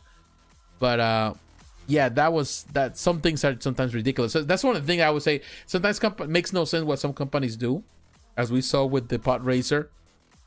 It makes no sense what some companies do and how they price certain things. But maybe they get away with it, maybe because people still buy it. You never know. That's what happened. Now, talking about another company, another Japanese company that does a lot of stuff. That will be Gecco, and we're going to look at. Now that we're here still on Sideshow, let me take you to look at this one. Cyborg Ninja. Cyborg Ninja. If you're a fan of man, I gotta in this case Metal Gear Solid, that difficult boss. Cyborg Ninja, this is a great figure. Now, this is not the first time they have done Cyborg Ninja. This is actually a variant of the original. They did maybe 3 years ago or so. They have one which is more like a classic. I like that one a lot. I think it's a great one. You know, I'm gonna tell you that I'm a hardcore Metal Gear Solid fan. I have played the game. I always find it difficult in some way. The originals were very difficult. You have to kind of learn the moves and stuff like that. You got to learn a lot of things, but they're fun games and they're like a big fan base. And this the Cyborg Ninja, was that the Gray Fox 2? I think that's what it's called. It's a really difficult, tough boss. One of the favorite, fan favorites. It's a fan favorite. Now, again, this is the final battle version. This is all beat up, without an arm, almost done. This is the version that they're using for this one. Now, the price for this one is $360. This is made out of PVC, if I'm not mistaken, because that's what Gecko does. They do PVC stuff. I find it very, very, very limited to 6 per person. Like, okay, with that price point, I wouldn't buy more than that. But as far as I know, these are always made out of PVC. Gecko's always been known for having expensive figures, but the quality of the figures is really on point. They do sell really nice PVC stuff, and the vase is great. The weapon there, it's really cool. I think this is not for everyone. Let me kind of give you an idea, because I want to show you. That way you know. Let me see. Maybe we can get some pictures of the Cyborg, the original, not this one, but the one that came before it, some years ago. Maybe here you can see it. Of course, here they're showcasing the one, but the original, here you can see.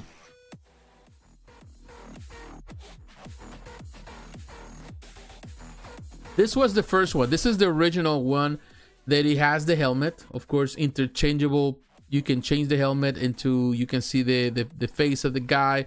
It had the sword where you can do that. You have the weapon and the sword, so you got interchangeable arms.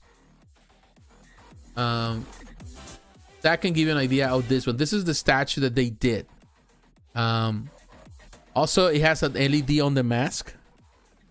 So you can see that on LED, which is pretty cool. This, in my opinion, is great. This when it came out, I think it was in one of the a really nice, very sold out. I think at this point still a little hard to come by because how well received, how much people really like it. Like even if you go to eBay here, people asking for this is the garage kit because there was a kit for it. People asking that for this garage kit like $1,000. So this is one that it's, you know, it's up there. If you look at the now, let's see Toy Arc, for example. Maybe you can see the pictures in Toy Arc.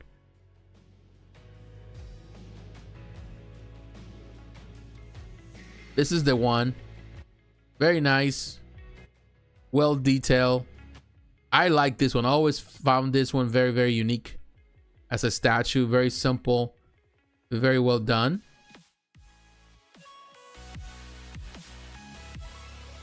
And of course, interchangeable weapons, all of that. This is great. Look at that face.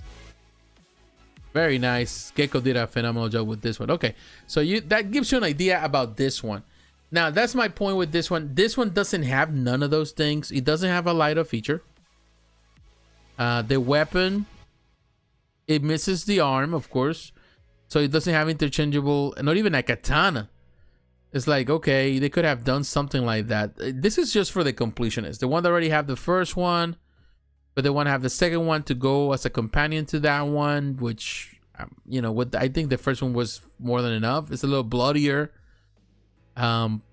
So it's definitely, I wouldn't say, oh, you need to get this one. Definitely go for the first one if you can. If you're able to find it on eBay or something like that, or anywhere you can find it. It's fine, but I wouldn't call it a must. It's still cool. It's nice that they kind of revisioning and giving you a variant of that, but of course it's been years since they did that one. But it's cool that they're doing something like that. So it is a 1/6 scale, if I'm not mistaken. A 1/6 scale. So it has some really good height. It's not, you know, maybe we can give you an idea. The height is almost 12 inches. So it's within that range. Perhaps it's more like a 1/7 than a 1/6. But it's within the 12 inches. So within that scale. All right.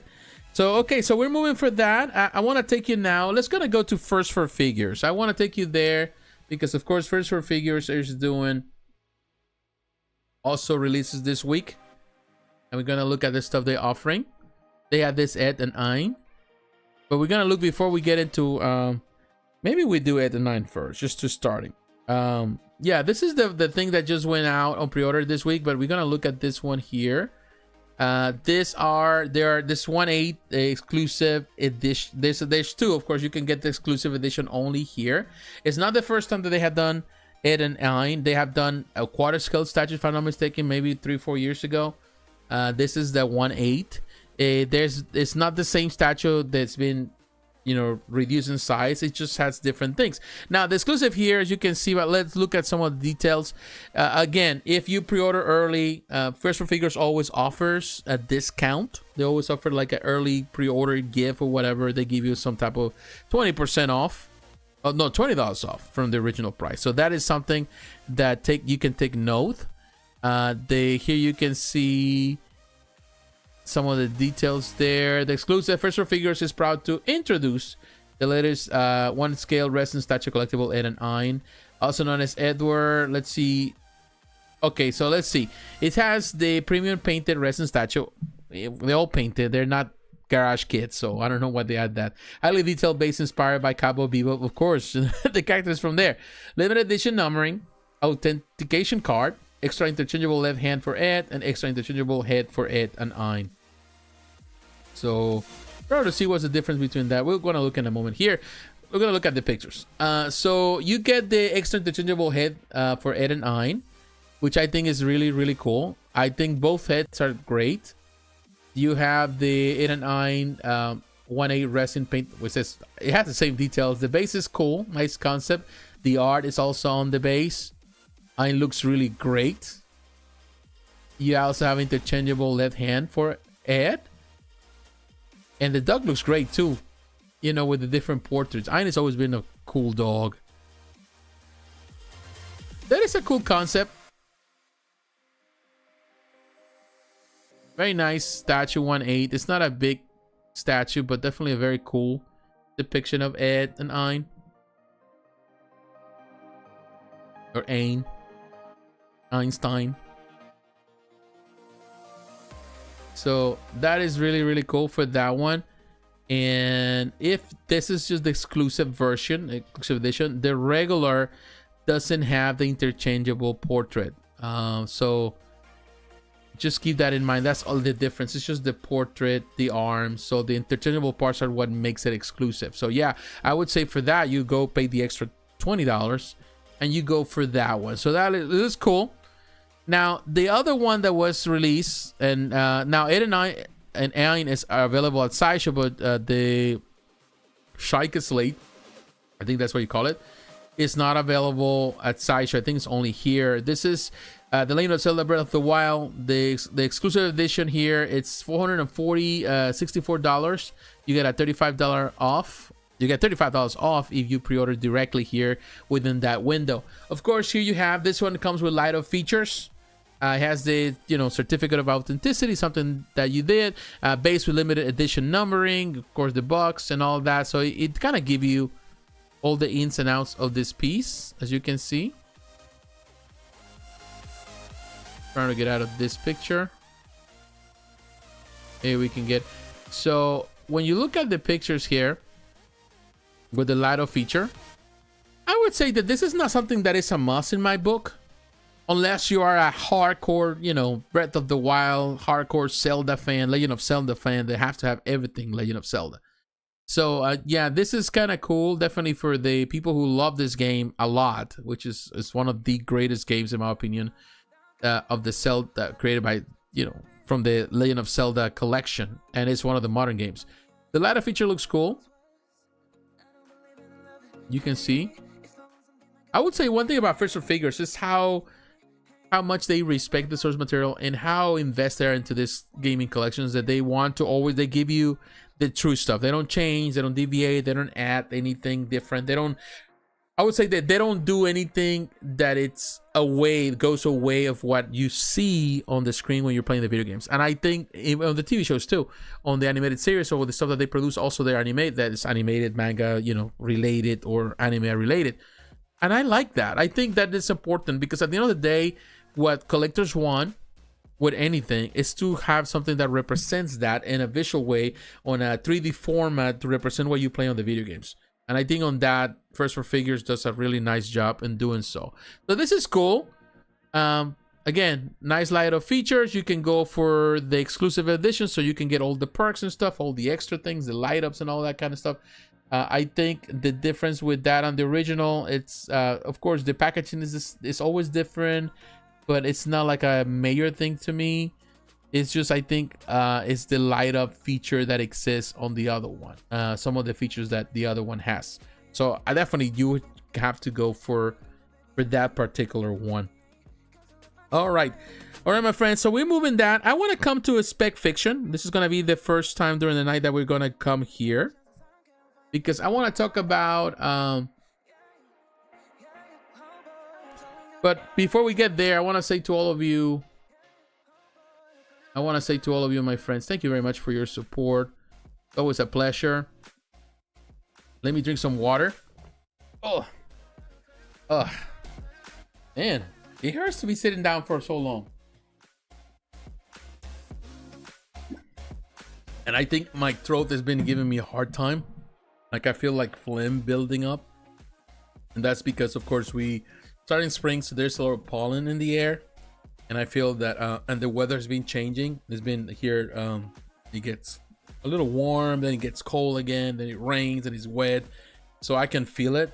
So I gotta be very careful not to go through all of that. Yeah, but I have been feeling it not so good on my throat and stuff, on my sinuses today. So we'll see what happens. All right, so let's go back now here on the Spec Fiction. And I want to take you to the collectibles that were released this week. I want to talk about a company that I have never ever talked here on the channel. I have never really had the opportunity to discuss anything. So I want to talk about this company, which is Gamma Studio. Now, this is the first time Gamma Studio. It's one of those studios, I think it's Chinese, that does a lot of this kind of weird, in some way also kinky statues. When I mean kinky, like crazy, like very sexy looking stuff. They also have done other statues, but I don't really know much about Gamma Studio. I know a guy that might be involved there, that maybe does, you know, things on the side, and, you know, like they used to do custom stuff back in the day. I think it was Gamma Studio that did some custom stuff, but I might be mistaken. Might not be. There's, you know, this is even though there's Collectibles world is worldwide, statues and all, it's not a big world. There's a lot of people that are involved in so many things that sometimes you'll be surprised. But Gamma Studio, as far as I know, Chinese studio, they do a lot of stuff, a lot of kinky stuff. But this statue, it's different. This is the Strange Tales Ying, I think that's what it's called. Forgive me if I mispronounce Chinese. I don't know how to speak Chinese. This is in a collaboration with artist Lul Arol. I've seen this artist on, when you go there, for example, just to kind of give you an idea, you can go to his art station. You click there. He does a lot of this particular art design. It's a lot of female stuff he does. Digital design, really cool looking stuff, but it's mostly like a lot of female stuff. So that gives you the idea of the type of artist he is as a designer. That is this concept that he works. So he designed this, and they decided to bring it into 3D form, you know, through a statue form. This is it's an edition size. It's a quarter scale statue, limited to 288 pieces. Let me show you this statue and the concept. It has the fox tails and all, pink. I like the base. I think it's a very simplistic, very, very chic, very sexy looking base, and in its simplicity. Definitely the girl, you know, the concept is, again, the very sexy nature of it. It looks unique, different. I think the price is fair for what they're asking. This is not something that it's super, I would say it should be super highly sold out, at least from Western perspective. But I think that you know, people who like to have unique things, she's holding to that cell phone, people who love the stuff that is unique, that is, you know, no one else has, I think this is something, you know, that a lot of people, some collectors like to have. And here, of course, this is one of the selling points when you remove the tails, one of the selling points of these statues. And hey, you know, everyone is different. Some people like that kind of thing. This is another statue that I've seen that they also produce within this particular line. This is more kinkier, in my opinion, than this one. I think this is more tame, and I like it because of how tame it looks in some way. This is a little more on the extra side. And I give you an idea, kind of give you an idea of Gamma Studio. I don't even think that they have a page on Instagram or anything. These are the statues that they have produced. Like this, the one that we just saw now, just to give you an idea of this company.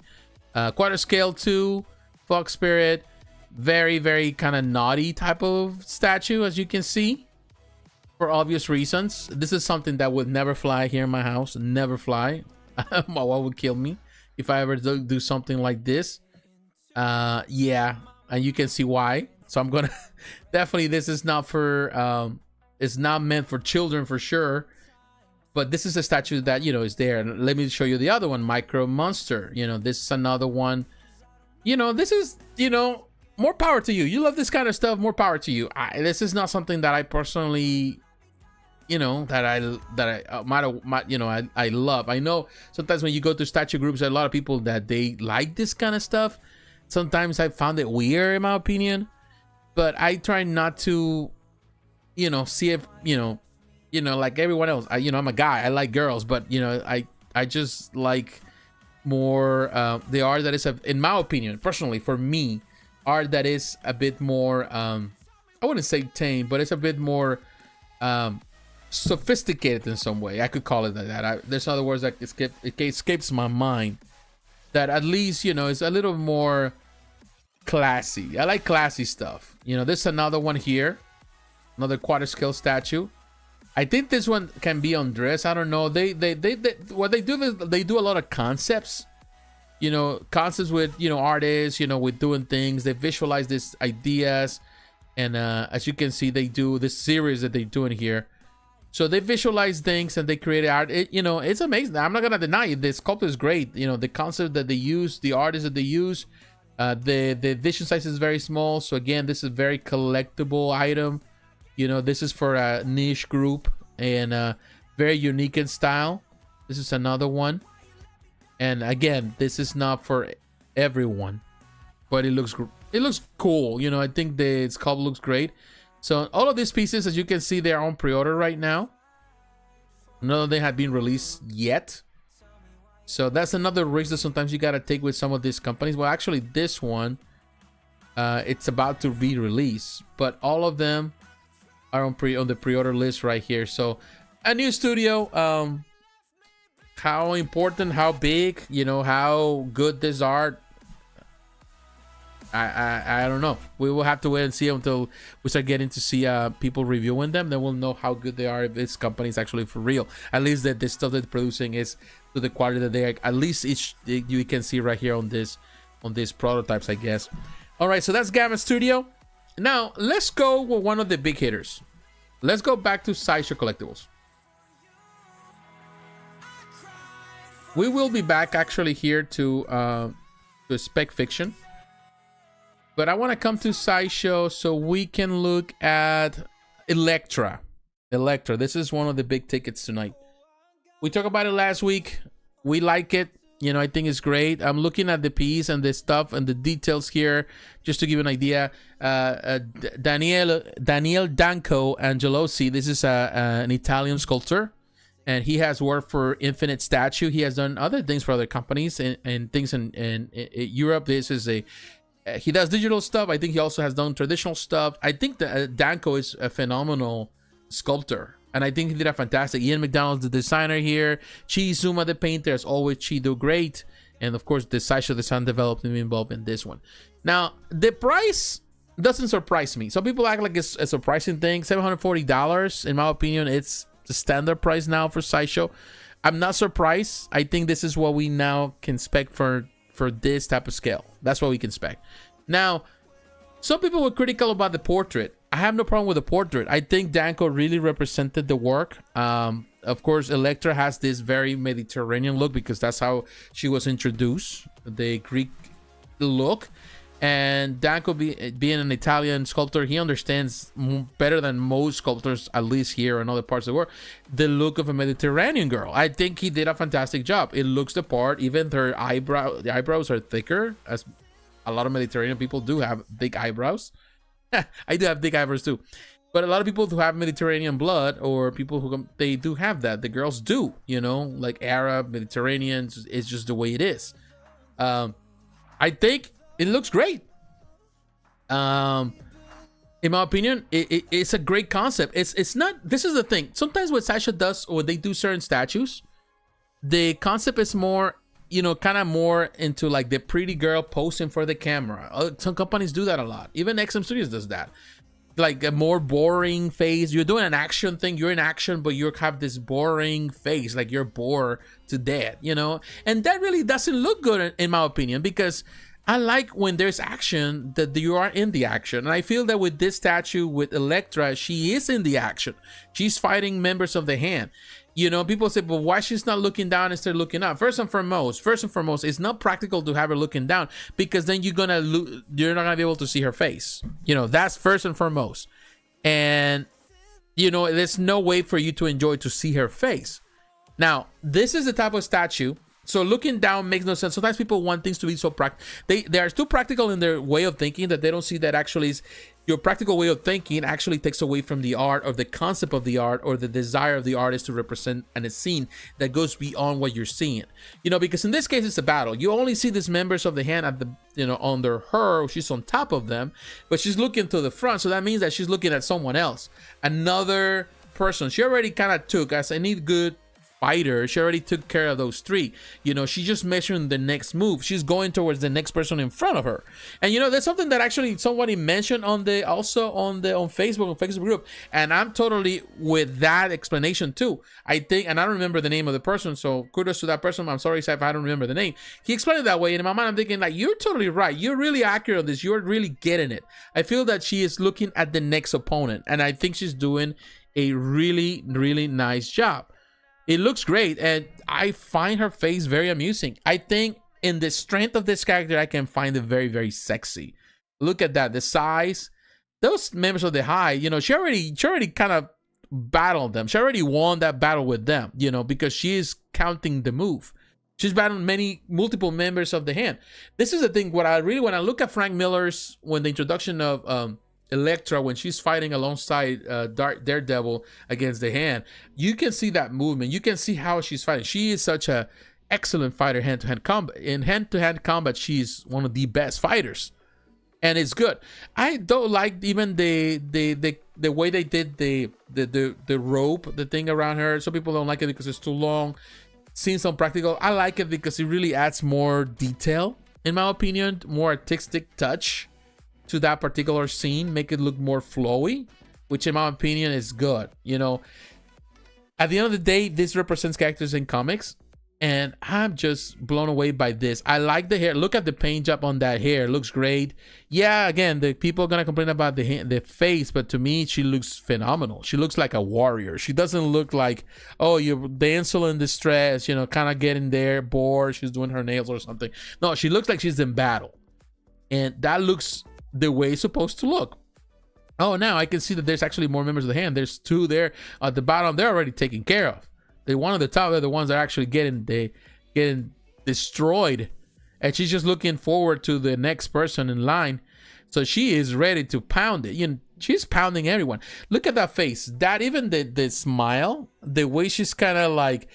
This is the part what I always love about Elektra. You know, if you have read the comics, you know, if you have read the original introduction of her and what follows Elektra, you realize Elektra she's not all there. She's never been all there. She's a character that she loves to fight. She loves to be in the middle of it. And Frank Miller was very clear when the introduction of the character and down the road and other things that she did with the character that she was born to fight. And you can see it on that. She has like a crazy face, even with her lip. She's kind of enjoying the moment. You know, she's like crazy. She's like an animal. She's a savage right there, ready to kill you. That to me is beauty. That to me is really represents the beauty of a statue, or this concept here of a statue that she is beautiful in that way, you know. And you know, their characters, you know, like they're you know, like Wonder Woman. That may not work with Wonder Woman because Wonder Woman, she's also a warrior, she's also a fighter, but in a fight scene, she's a totally different type of fighter. You know, she's a different fighter. Wonder Woman is more and the way she's always been portrayed as an Amazonian. She can fight, she can kill you, but at the same time, she's a more fair type of fighter. Elektra, on the other hand, she's a ninja. You know, she was trained by the hand. She is trained to kill. You know, Wonder Woman would train to. She's trained, she can kill you, but Wonder Woman is technically more of a fighter that is trying to disarm you. That's always been represented the way the Wonder Woman is. She's trying to disarm you, and she can. But the way that Elektra will disarm you is by just disemboweling you. That's how it is. So I feel that they are representing this so great. The concept is great. I love the concept with the hand with those masks. It's really cool. You know, it could have they go with a simple ninja faces, but I think the masks really give more intensity to the fight scene. That she's not fighting just any type of ninja. She's fighting top of the class. She's fighting like probably the top assassins of the hand. So that is, in my opinion, the way you do it. It's just overall, this is a phenomenal piece. I will tell you one thing. Sideshow's been killing it, in my opinion. I don't know why you think about that, but in my opinion, Sideshow's been killing it lately in a way that is amazing. You know, like they continue to produce really stuff. Sometimes I think that the Sideshow's kind of out for the count. They come back at you and they produce this type of statues that really tells you that Sideshow's not, you cannot discount this company because they will kill you. They will. If a company that thinks that they can actually compete at toe-to-toe with Sideshow, they can if you have the means for it. Prime One has been doing it for a while. XM Studios has been kind of there in some way, but still Sideshow can really take you, you know, not only that, it's gonna steal your lunch money. It's gonna take you for a ride. You know, Sideshow can do it. You know, they can bring the artists, they can bring the concepts, they have the licenses, and when they do things good, they do it great. Yeah, this piece is not for everyone, but in my opinion, this is the better version of Elektra they have ever done. From the original PF, what was that? The next one, there was the Comic Cat 2. From the most recent PF, from the diorama that they did years ago to this is, in my opinion, the best they have done so far. And it's amazing that you can see a great Elektra. So I think it's phenomenal. I think they're doing what they're supposed to be doing. The edition has to be disclosed. Very nice statue. I love it. I can see Frank Miller reflected there. And to me, it's really good. It's really nice. A nice depiction. And that tells me that if we have an Elektra, that means that we're going to have another Daredevil soon. So hopefully this Daredevil can actually compare. And probably the same concept. It will be nice to have it side by side. So we'll see what happens. But mark my words, definitely we're going to get another Daredevil from Sideshow at some point. And very soon. Sooner rather than later for sure. All right. So yeah, this is what Sideshow has done. Definitely, yeah, they're killing it on that one. Let me drink some water. Let me know in the comments, my friends, what you think about this one.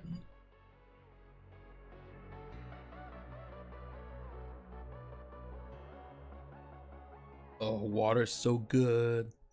But thanks everyone who's watching this. Don't forget to leave a like. Let me know you're watching. Leave a comment. All right, my friends. So now let's go to Prime 1 Studio.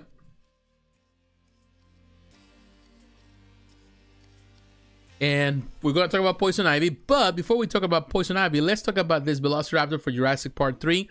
This is the female version. We already got the male. We talked about the male before. This is the other version. This are 1/6 scale. This is $999. This is the bonus version, as they call it. So if you already have one, then you have the other one. Then you have the companions.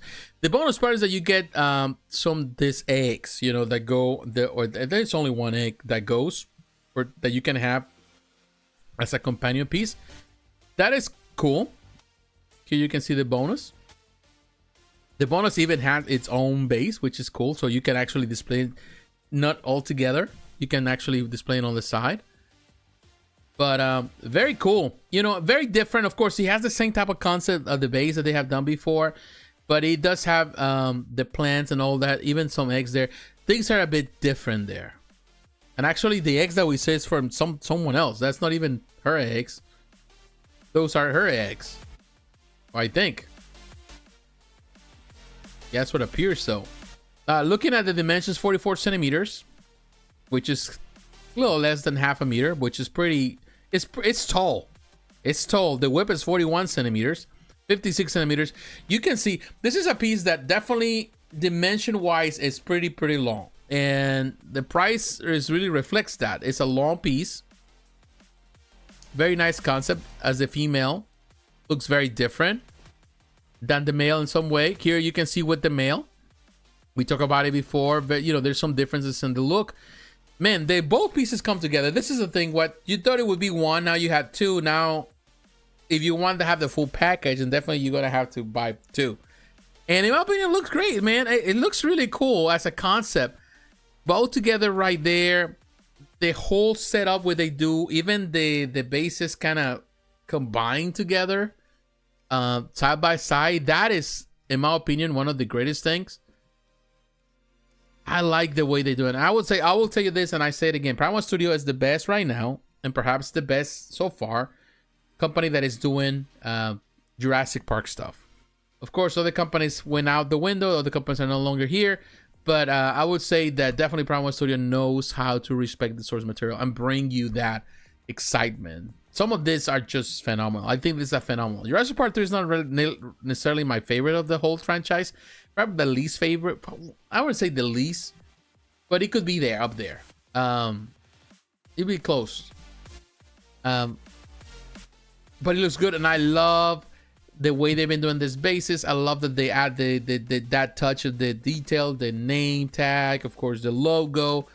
It's really cool. This is a really nice statue, and I'm you know, it's nice to see this company pursuing and continue to kind of keep doing this with this. You know, keep building and keep adding. That, in my opinion, that's the way you're supposed to do it. So that looks great. Now talking about the new products. Now moving on. We're going to talk about the big one today, which in this case is the Poison Ivy. And we're going to look at the deluxe version, bonus version. You can get the regular version, of course. The price is $13.99. This is a quarter scale statue. This one Oh, when I saw the concept on the last, you know, showcase, it was interesting. It was interesting. I think it's even more interesting when now you can get to see it more. I think, as always, Prime One Studio delivers on what they do. They produce fantastic looking statues with so much detail that it blows your mind every time you can see there's detail everywhere. Now, this is the bonus part, just to have an idea of what the bonus is, because the artist here, of course, this is a collaboration with Carlos de Anda. That's why they're doing this. The Seduction Throne Deluxe bonus version. I'm trying to decipher exactly what the bonus version is. I think it's, as you can see, it's a Batman skull head, which is, I think you can add on there. You get the 3 swappable head parts, 2 swappable right hand parts up and down, 2 swappable left hand parts. You got the headstands. Batman skull head again is the bonus part. Is this 2 or 1? Because it seems like there's 2. That is just very creepy, man. I don't know if something that I care much about, but that is creepy, and some people love creepy. Okay, so I see 1. You can display there. Oh, okay. Man, that is creepy. Oh, so actually, I was thinking, what is all? It's the whole thing. It's the whole companion thing here. All of this is the bonus part. Okay, so it's kind of like a proximity piece that goes with it. That is on a jungle. That is very, very unique. Look at that. That is a nice looking Poison Ivy. I like the pose for sure. And the portraits are great. They've really done great paint. The paint is nice. The hands and sitting, which they've been doing the strong themes. I think it works great. You know, some characters, you know, I don't see it on the throne, but I think Poison Ivy works great, and it's been proven. I have the Twitter head. Poison Ivy is more on the classic side. That looks fantastic. She's sitting down. That is your more classic, but this is a more modern rendition. I do like the portraits, interchangeable portraits. I think they have done a fantastic job in portraying. It does even have a feel of Uma Thurman, as you remember on that Batman film with George Clooney. It does have a feel to it. It was George Clooney, if I'm not mistaken. But here you can see the 3 different ones. The regular is fine, nothing wrong with it, but I do like the other 2. That really gives that, the one in the middle with that little smile, that's perhaps my favorite of the 3 portraits. They're all fantastic. But yeah, that one with the smirk, that is very mischievous in my opinion. This one is very like, okay, just a femme fatale. And this one is just, it's not bad. The 3 of them are nice. And what I like of the fact is that you can change them. And also you can swap change the arms. That's another touch. Very tall piece. Very well done. Nice detail even on that base, man. The base is just packs a punch. There's so much detail there. There's so much detail. Oh, okay. So this is the back of the statue. I was mistaken. So it's not like that. The head of the I was thinking that this is a companion piece. No, actually, this is the back of the statue. So that means that little head, Batman head, was sitting right here in the back. So it's just there. It's fine. You want that. Paint job, a lot of detail. Like the skeletons right there. Look at that. Man, you can even see the saliva. Look at the plant, man. That is just ridiculous how good it is. Very nice paint job. Very nice detail. Man, this piece, 129 pictures, different angles. Again, this is my favorite. Man, she looks great on that. And okay, are the stands for the heads, extra heads. Very nice concept. Very nice idea. Very cool. Nice pictures. Every angle. This is a very photogenic piece. And I will tell you, when I saw the video for the first time, I wasn't impressed. It was, okay, another Poison Ivy. It looks fine. But now that I can see it more and more, I can see that this is a really nice depiction of Poison Ivy. Perhaps one of the best that they have done so far. One of the best. I think surpasses any others that they have done. Because of the sheer level. It also has a modern take. The art. You know, there's a lot of things here that are different. And I like when they actually play things differently, when they play in the cards differently. And it seems that that's what they're doing with this one. Very nice. And that, again, there's plenty pictures to go. A lot of detail. Oh, look at this one. It's just first time I see this. So they have a lot of things in this jungle environment. Very well done. Very well done piece. Kudos to them for doing such an amazing job. And look at the hands and the way you use the hands and do so many different expressions. Definitely, just it gives you the power to do a lot more with that and create different expressions for sure. So yeah, this is a great piece for sure. And $13.99. You can also find this at Sideshow. If you like, you can come to Sideshow, for example, here. And just to give you an idea, they have the 3 different versions. They got the so it depends on what you like. You want the regular version, they have it. You got the deluxe version, and they also have this deluxe, which I imagine this is the, let me see, we can go the deluxe bonus version. So they got the 3 different versions here at Sideshow: the regular, deluxe, the standard. So yeah, you can choose there which one you'd like the most. Definitely you can go for the deluxe, or you can go actually just for you can go for the deluxe bonus if you like, or you can simply go for the deluxe.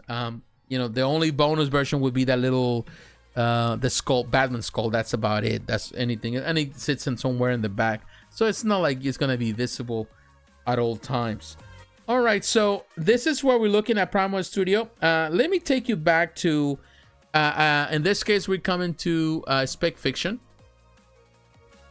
And the reason we come into Spec Fiction because I want to talk about another company that came out of something new. I never really seen this company. I really don't know what they do. That's Max Milk Studio. I think they have done other things, but Max Milk Studio does also the kinky stuff. Like, you know, but it's very, very unique. Now, there are a couple of things here that kind of keep me on a way of this, but this is something that I need to point out because of course this is how things are moving forward. That this is a 1/3 scale statue. This is Fantasies in Wonderland, Eimi Fukuda. I didn't even know who she was. I was just doing some research about this piece, and then I'm doing the research. I didn't realize that this is a porn actress. Actually, this is from you know, an actress from Japan, and I didn't know that she's popular. You know, to be honest with you, I didn't know anything about that, but I was doing the research for this particular studio because thinking like, okay, this is different. What makes this different? Why is this popular? And they're making 1,580 pieces out of this, which is it's a huge number. It's a lot of numbers. So why are they making so much? Like most companies, small companies like this, they will do something small. I didn't know it's because she's very popular, so maybe. And another thing about this is that this is a silicone piece. This is a completely silicone piece. And I saw, you know, look at some of her portraits and stuff. Her face is, the likeness is there, fully silicone, everything silicone. It's very poseable. You can do so many things. It comes with different outfits. So I'm thinking, okay, so this is one of those things where people are very kinky and they want to have the actress in as a 1/3. I don't know. It's just like kind of like a blow doll or something. I don't know. Some people are very weird. But in any case, it does features things you can change. We're gonna look at that. Swimsuit maid outfit. You got the teacher outfit. That's a pre-order bonus. You got a display stand crafted from medical grade platinum silicone. So it's the same silicone that the other companies are been using. As you know, you're talking about Queen Studios. You're talking about A&R, you know, Queen Studios. We're talking about J&D. We're talking about anybody else that kind of close to my mind right now. Infinity Studio. So we're talking about those type of companies. It's a multi-layer airbrush technique for replicating skin texture, veins, shadow, and other nuances. Something that they do. Full alloy skeleton with 34 posable joints dispersed throughout the body. So this is going to be one of those you can do all sort of poses. So a lot of weirdos are gonna be doing crazy stuff. A lot of freaks are gonna be doing crazy stuff. Now, lifelike glass eyes with movable functionality for natural and expressive eye movements, tailored clothes, each hair individually implanted by hand. So yeah, you can see that optimized using scans and 3D modeling. So alloy skeleton, medical grade platinum silicone, movable glass eyes, all of that. So yeah, I would say when you compare it to what the other companies are doing, you know, in quarter scale, and they're asking double the price of this, and you say, well, that's cheap. But then I realized, of course, it's because they're producing too many of them. Now, looking at the pictures again, it says 18 plus. That tells you why, because technically this, you can undress this completely. But this is, you know, like the maid outfit, as you can see. And you can pose it in different ways. As you can see, this is this is something that is so real. Like what they're able to do now with silicone is amazing. Now, this is what the companies are doing now.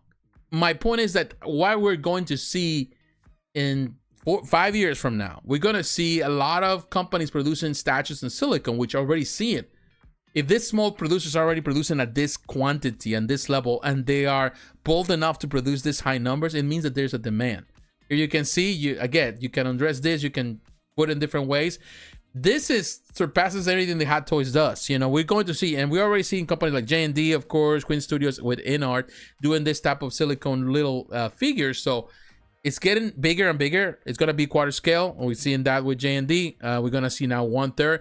And they are seeing some of them. And we've seen statues, but now we're seeing technically dolls where you can do all this kind of thing. What are we going to see in the future? More of these companies producing. We're going to see more of that from big companies producing some of these, you know, with the likeness of the actors in the movies, which is amazing. So you have to see it from that perspective. Look at the hands, silicone, so realistic. Now, I will say that it still I have my doubts about silicone and how resilient it is. There's still a lot of unknowns. You spend this type of money, something that might break out quickly, that might not last for a lifetime. Of course, no, it's not gonna last for a lifetime. You know how you have to preserve this type of thing. But they are able to do, like, you can see so much with this type of statues, with this type of material. Look at the detail, the hair. This is unique, you know, this is different. And besides, if this is based on whoever is based, you know, not talking about this girl and what she does for a living.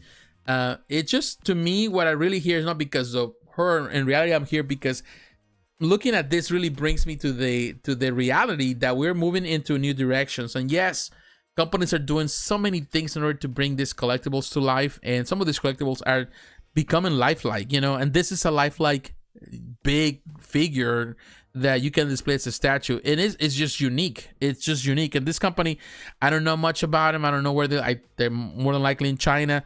What are they going to do in the future? Only time knows. But and they're confident that they're gonna sell this amount of figures, and I believe that they can. You know, that's possible, but we'll see what happens. But yeah, it's a nice representation of this young woman, and very different, very unique. Something that I would not really get, but I can see in the future seeing more. You know, the likeness of this. You know, people in the MCU, on the DC universe, on movies that we know we love, now be able to see those type of figures, you know, they're represented in a way that is so close to reality, to real life, to the true thing, to the real thing. And it's scary, at the same time exciting and enticing to see that's where we're heading. All right, my friends. And now we're going to talk about the final company today. I want to talk about, we're going to move, let me move to PCS. And maybe we can go to Sideshow as well. Forgot that the name changed. Now it's Collect PCS. But I want to say to all of you, thank you very much for being here with me tonight. We definitely have covered a lot today. And it's been fun. Been quiet. You know, most people probably busy. You know, as you know, I'm always record things, so don't feel bad for that. Here you can see, looking at the pre-orders, we have talked many of this. We have covered all of these. We're going to cover today. There's two things that I want to cover. Let's see. I'm gonna look at newest items. Okay, so might not find him here. I was trying to see he was here, but I don't see it. So that means that perhaps it's just the license thing. We're going to more than likely have to go to Sideshow, which oh, actually it's right here. First, actually there's two here that I want to talk. I want to first start, before we get into Conan, which will be the end of tonight, I want to talk about the Killer Clowns. Now, I never really talk about Killer Clowns. I'm not really a horror person. I don't really watch horror. It's not one that entices me. Although as a kid back in the 80s, I did watch some horror movies. You know, my brother is a big horror fan. My dad used to like to read also horror novels. So I read a lot of horror novels back in then. You know, that was my thing with horror novels. I love to read. So reading horror novels was something that I enjoy. I also love in some way horror comics. But horror movies is not something that I really been enticed. Now, the 80s was a very specific time. You know, there were a lot of campy horror back in the day in the 80s. Killer Clown from Outer Space is a cult classic now. It came out in 1988. It's a game that to standards of horror, you wouldn't be like, oh my God, you wouldn't be blown away, but it's there. And it's still, you know, fan favorite, you know, which is amazing. There was even an attempt, I think there was, I don't know if it was a video game, but there was also an attempt to have video games for this. But Killer Clown, and it's been having a comeback. I think there is a game that is coming soon. I think they've been working on it. But there's 2 statues that they came out for the premium collectibles PCS has been doing. If you're a fan or you follow PCS, the owner and Adams, he's a big fan of old horror. He loves horror stuff, and I think he's been pushing. And you can see that the PCS has been doing a lot of horror stuff, announcements for horror stuff. So there's something that they've been doing great. But here you can see the first one that was released, the one, and these are all sculpted by Martin Canale and other sculptors, but Martin Canale has been involved in the work here. And Martin is just, as you know, he's a star in my book. You know, he is a person that deserves so much detail. That deserves so much appreciation for the work that he has done over the years. And we can look at it here. It doesn't really say, but this is something that they've been doing also alongside Sideshow. But I would say the concepts are okay. You know, like you can see the scariness of these guys. You also get the extra on the exclusive. You get 2 different portraits. The one on Sideshow doesn't have the extra. It just have this. It doesn't have the interchangeable portrait, which is that you remember the clowns, they have this kind of like goofy look, and then all of a sudden you can see the teeth, all messed up teeth. So this is pretty much what you see. So you get the exclusive swap outs, you get the gun, the face. So and then of course you get the other things that they do, like the certificate of authenticity, the gloves, all of that they've been doing on the premium stuff. It looks cool. I think even the concept, again, not my thing, but these are great and definitely very unique. And you know, if you kind of follow this franchise, you will know that Soda actually produced a figure years ago. Remember Soda, which technically Soda belonged to, which is funny. This is the funny thing. And now you put things together. Soda is the company, or was the company of Jerry Macaluso, the founder of PCS Collectibles, the original Pop Culture Shock. Of course, he sold this to to Ann Adams and the people who, I think Ann Adams is the only owner. I don't know if it's the solely is the only owner, but he works with other people, but he is the face of the company, so I think he is the one. So he sold the company, and for some reason, maybe there was a connection with the Killer Clowns. But because Soda produced the first action figure, hard to combine nowadays, and there was another company that took over. They did all the figures, very expensive, very sought out by collectors because there were not that many ever created. But there hasn't been many collectibles. So now that this premium PCS has new management, new ownership, they kind of pick up what actually was started by Jerry Macaluso, the original owner of PCS back in the day. And they're running with it, and I think they're running with it really good. This really nice statues, and it seems to be that there's a fan base out there, which, hey, you can say kudos for them to do it. It's very unique, very different. You're into horror stuff, into cult classics. These are gonna do well. I don't think they're gonna do bad, so people may not like this, but the reality is that there is a fan base out there that is willing to pay the money for horror stuff, particularly for cult classics. Right there, Lynn, Killer Clown, Ghostbusters, and the TMT I would like to see in a diorama format. It's hard for me to get one piece at a time, and at the end be over 5,000 all in. I totally understand that. Yeah, at the end of the day, yes, it's the part. It would be nice to see a diorama, and I think in that end, I think PCS can be the one that can do it, because PCS, of course, right now they have all these different scales, and they're not afraid to try new things. So if there's a possibility of company doing something, that I think in that case would be them. And I'm sure that they can do it on a smaller scale because they're doing it with the, you know, the Street Fighter stuff. They're doing it. Here you can see the popcorn stuff from the movie theater. Very cool. That is not a bad one. Now let's look at the second one, which is the one that went on pre-order this week, which is this one right here, Shorty. Again, you can order from, you know, directly here, or you can go to PCS. The edition size is only 200 pieces, so they know that there's not like a huge market. At least they are very timid with the market, and that's fine. I think these are going to be highly sought out, highly collectible in the end. Are really cool, and they'll definitely sell. Yeah, they will sell. Look at this one. Look at that portrait. They're going to sell. And hopefully this actually opens the door for those, you know, for them to produce more. Again, have a horse in this race. I don't collect this stuff. I'm familiar with it. You know, I watched the movie maybe once, that's it. And here you can see that face is so good. And I will tell you, Martin knows how to sculpt him, man. It's so different. That is a nice picture, actually. Look at that. That's a maniac picture. I like it. Look at this one.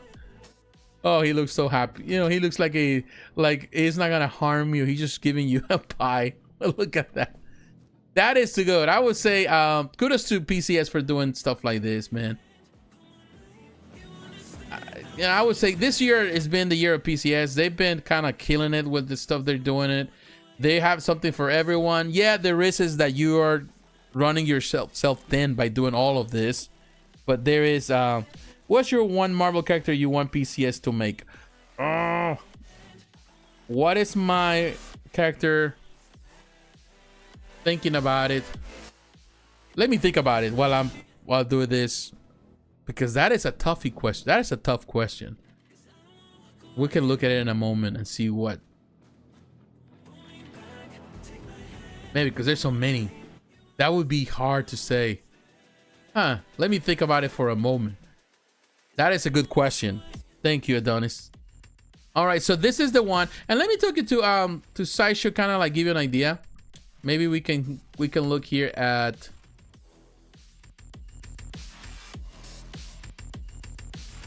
You got me off guard with that question, but that is a good question. Here you can see you got Shorty. You got the two different versions, actually, the deluxe version, and it's not the silver exclusive, so it doesn't have. I think there's some limitations here. I will definitely go with ordering with PCS, but if you go here,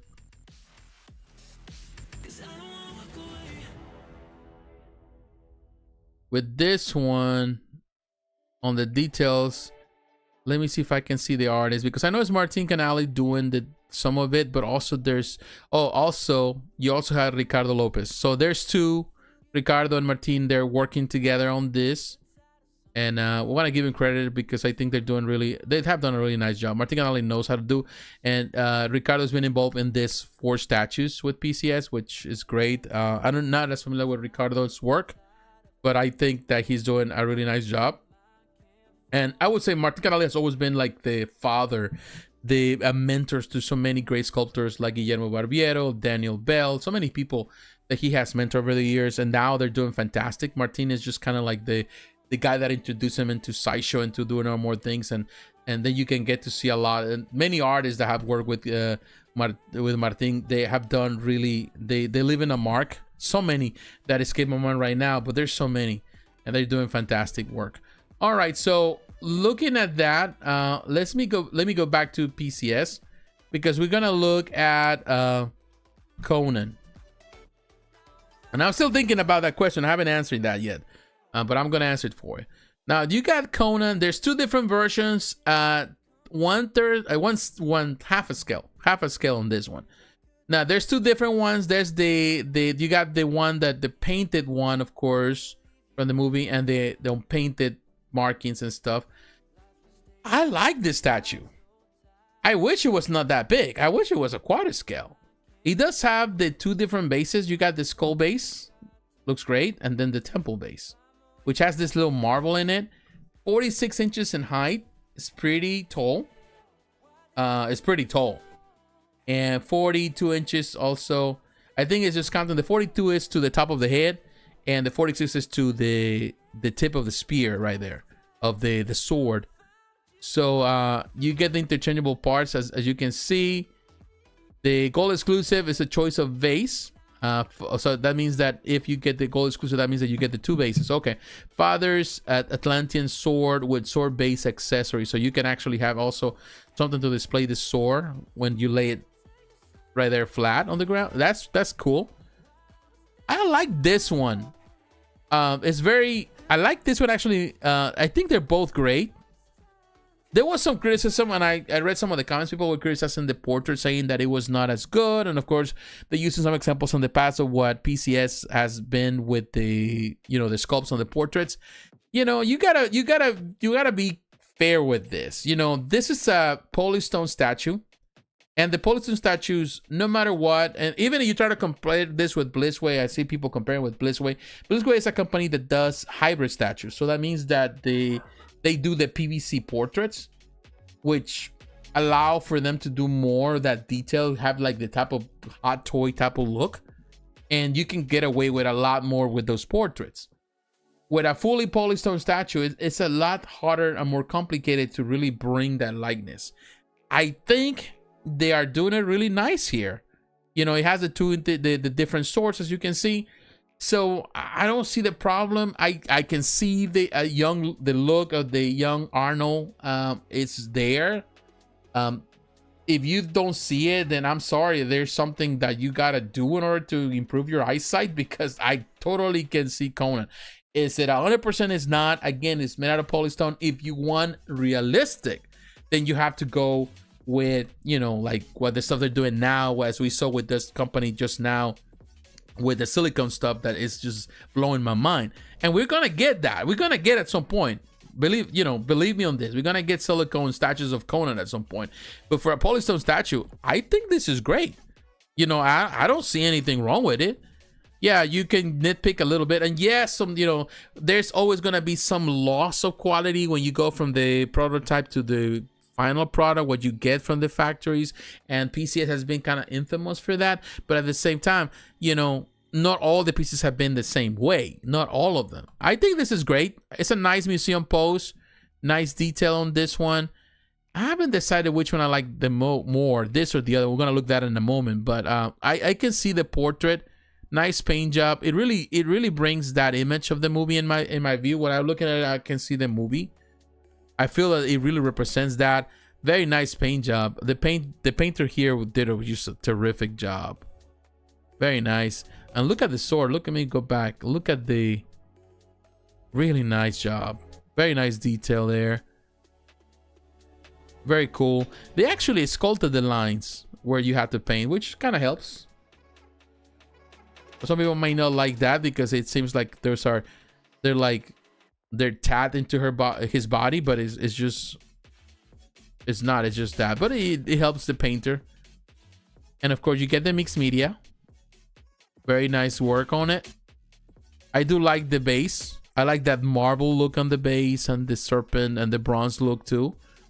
Very cool. I think this is perhaps my favorite over the skulls, although the skulls also look fantastic. All right, so now we're looking at the other one.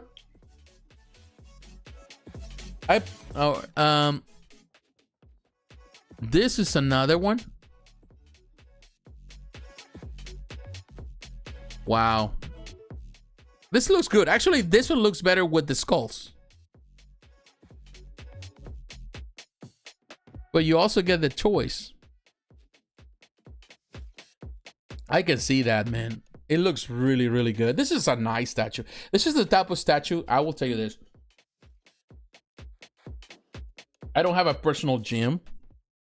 But if I have a personal gym, this is the type of statue that I would like to have. There's been other companies that have done fantastic. Even PCS has done Conan statues before, but this is not on half scale. But this is also great. I like this one too.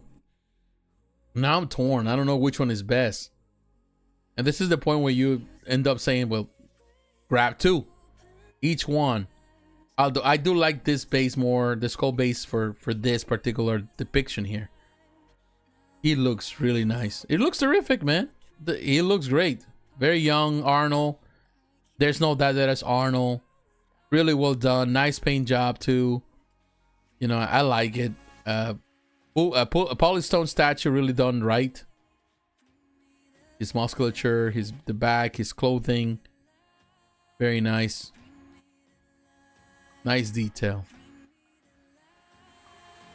Man, going around and I keep just finding I'm really in love with this statue. And it's no like and I don't swing that way, but I'm telling you, this is a beautiful statue for sure. All right, so yeah, premium collectibles, $22.50. I think the price is fair. You can be cheaper, yeah, you could. But I think based on the prices, I think the better price would be $2,000. But you know, being overpriced as things are, I think the level of detail is there. The edition size is not that big, so what can we say? Really, really cool. Like looking at the stuff now, let me go back and read some of the comments here. It says, and Adonis, thank you for what's your one Marvel? Okay, I need to answer that. To me, the problem for Conan is the price. Yeah, I know the price is just too much. I prefer the Daredevil and Blade Museum version, and the concept for those two look better to me. I think you did a fantastic job. I think those are great pieces, and perhaps the best Marvel pieces that they have done so far. Here you can see, for example, what they have done for Marvel. Of course, I like the 110 stuff, which I'm definitely gonna go for it. But that Daredevil looks fantastic. I like the concept, very unique, and that blade absolutely kills it. And this is the other stuff they have done for Marvel.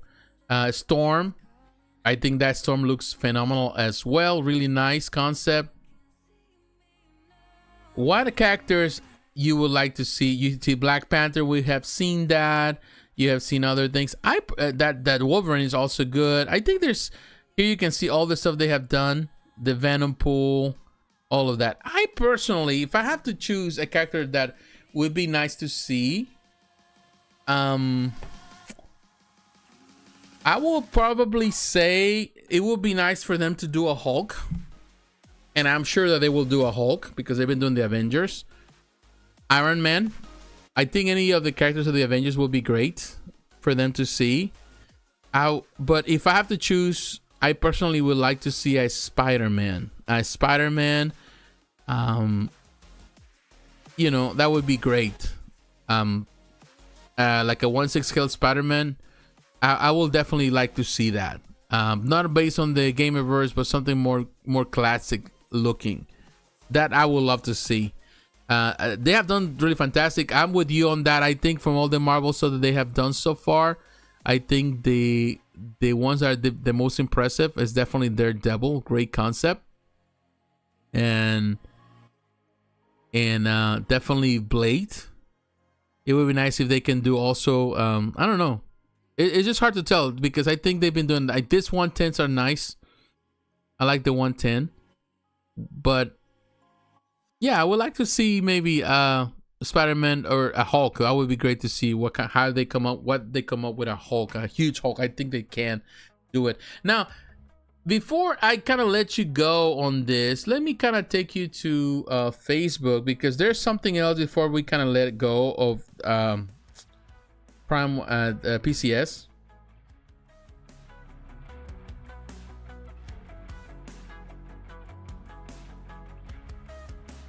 There's one thing that they just recently showcased or announced. This right here, I want to show it to you. This is something that is coming very soon, and this is something that a lot of people have been anticipating for a long time. This is the first teaser that we get of Devastator. This is something that has been on the works for a while, but a lot of people have been talking about it. A lot of people have been asking for it. It's been a while, some years ago, where there was the plans when they were doing the Transformers stuff, you know, but things didn't work out so good. There was a cancellation, all that. They said that he would not do more because there was no money in it. So there was, for some time, there was like, you know, a lot of people were down for it, but a lot of people were asking because they were already kind of in the plans with Devastator. They already had the concept, they already had so much stuff going on, and they kind of put it on the back burner. Of course, then we got hit with the the pandemic, all of that. So, but people were still asking, wait, when you gonna finish this Devastator? He said that there's no money right now for that. I don't think we're gonna do it. But ultimately, they cave in. Definitely, I would say Anna Adams has been very good at keeping up his promises, and one of them, of course, is to bring Devastator back. And this is good news. You know, there are people that they were looking for this for a long time, and as you can see, Devastator is here. Let's look at the teaser. What we're going to see now, we will see what happens. It looks good, and a lot of people are excited, and I'm excited with them. It's even some viewers here on the channel that, you know, we were back and forth on social media. They were telling me that they want this so bad. And hey, you know, your dream came through, and thanks to you, because those that were asking for it and they were actually messaging and Adams all the times for it, you got it. So you can see it. It looks good. I love the portrait. So I'm looking forward to see how this is going to be revealed. I think PCS has a year in front. This year is going to be amazing, and it's already amazing for PCS. We're just starting March today, and it's already looking good for this company with the stuff that they're willing to do, how far they want to go. You know, the opportunities are there. It's exciting to see a company that is bold and it's trying and doing things, and I'm just wish the best for them. I think that they have the power to do it. All right, my friends, this is technically it. I'm gonna stick around for a few more minutes, see if you have anything to say, so we can close today. But I want to say to all of you, thank you very much. Hey, don't forget, please, like the video. You know, if you're watching this, just like the video. That helps a lot. You know, helps my channel to be there, of course, for people to see it. But yeah, it's been a fantastic week. I think companies are doing what they're supposed to be doing. There's always gonna be the doubt that, or there's always the fear of this industry crashing. But you know, it depends. You know, like everything else, we cannot live in fear. But you have to make sound decisions when you pre-order stuff and when you buy whatever you buy. But it's exciting to see companies are still doing, experimenting, doing. The art is better than ever. It's amazing. It blows my mind what the technology they are using, the materials they're using. It's just not necessarily, you know, that's one thing I always do. I always tell people to pay attention to what's the trends in the market, because the trends really determine what the future of the industry will be. If you don't keep up with the trends, then, you know, you definitely not going to understand this industry, and you cannot flow with it. There are things that come and go. There are things that's here to stay. There are things that maybe they just for a temporary thing, is just a fix for now, but it doesn't mean that it's going to always happen. There are things that, you know, collectibles that really pick up and they stay, and there are collectibles that then don't last long. And there, you know, there's always the rinse and repeat and all that. But it's always good to kind of keep your eyes open and to see how things are going, because definitely that really tells us the direction of the industry. And in my opinion, I think the more realistic materials, I was talking even on my podcast last season when I talked to Chris Bales, B-Moo, that we were talking about it, that the industry and what they're doing now with these materials is just blows our minds. You know, blows my mind, blows his mind. And but this is where the trends are going, and how that's going to affect the way companies are producing and they're selling their products, only time can tell. But yeah, there is already a sign that there's a direction that companies are willing to pay more money into those type of materials. So does that mean that it's going to be a decay of polystone? I don't think so, but we're going to see more and more of those materials, and also a lot of hybrid stuff that we're already seeing from a lot of companies, you know, stuff that has polyurethane, that has polystone, that has silicone, that all these materials, and we're gonna see more silicone added into the mix. Yeah, we'd love to do it for PC, to do a Punisher or Ghost Rider. I was thinking about Ghost Rider. That would be interesting to see. Of course, Sideshow right now has the Ghost Rider. I like the Ghost Rider that they do. A Punisher, yeah, that would be, now that you nail it there, that would be great. That would be great if they do a Punisher. I think it's time to get a new Punisher anyway. And it would be great with alongside Blade. You go into the more dark Knights, the Marvel Knights. I think that would be one. Maybe also do another one would be, I'm thinking right now into those I don't know. There's characters that they could do in the Marvel Knights that maybe Shang-Chi, maybe the Strong Man, of course, Luke Cage, There's a few characters on the Marvel Knights that they would be great to see. All right, my friends, I want to say to all of you, thank you very much. This weekend, Dune 2 is released, and I'm looking forward to watch this film. I don't think I'm gonna be able to watch it this weekend because I'm busy tomorrow and Sunday, but sometime next week I'll definitely gonna watch it. I'm looking forward. I like the first one. I'm really hopeful. There's a lot of great reviews for that, so stay tuned. I will share my opinion. Stay tuned for other stuff that I'm working on too this week. Hopefully we can get some videos finally edited. I'm working on them this week, and I'm also gonna work when I get the opportunity. I'm gonna be working on those videos, trying to finalize them and upload them as soon as possible. But follow me on all my channels, JP Sari Gaming as well. Age of Heroes will be working on the podcast soon on the new season, so stay tuned for that, and I'll let you know when that time comes. So again, don't forget to like, to comment, and subscribe. As always, God bless you. Take care, my friends. I hope the best for you. Have a great weekend. Enjoy. And be safe. Take care. Bye-bye.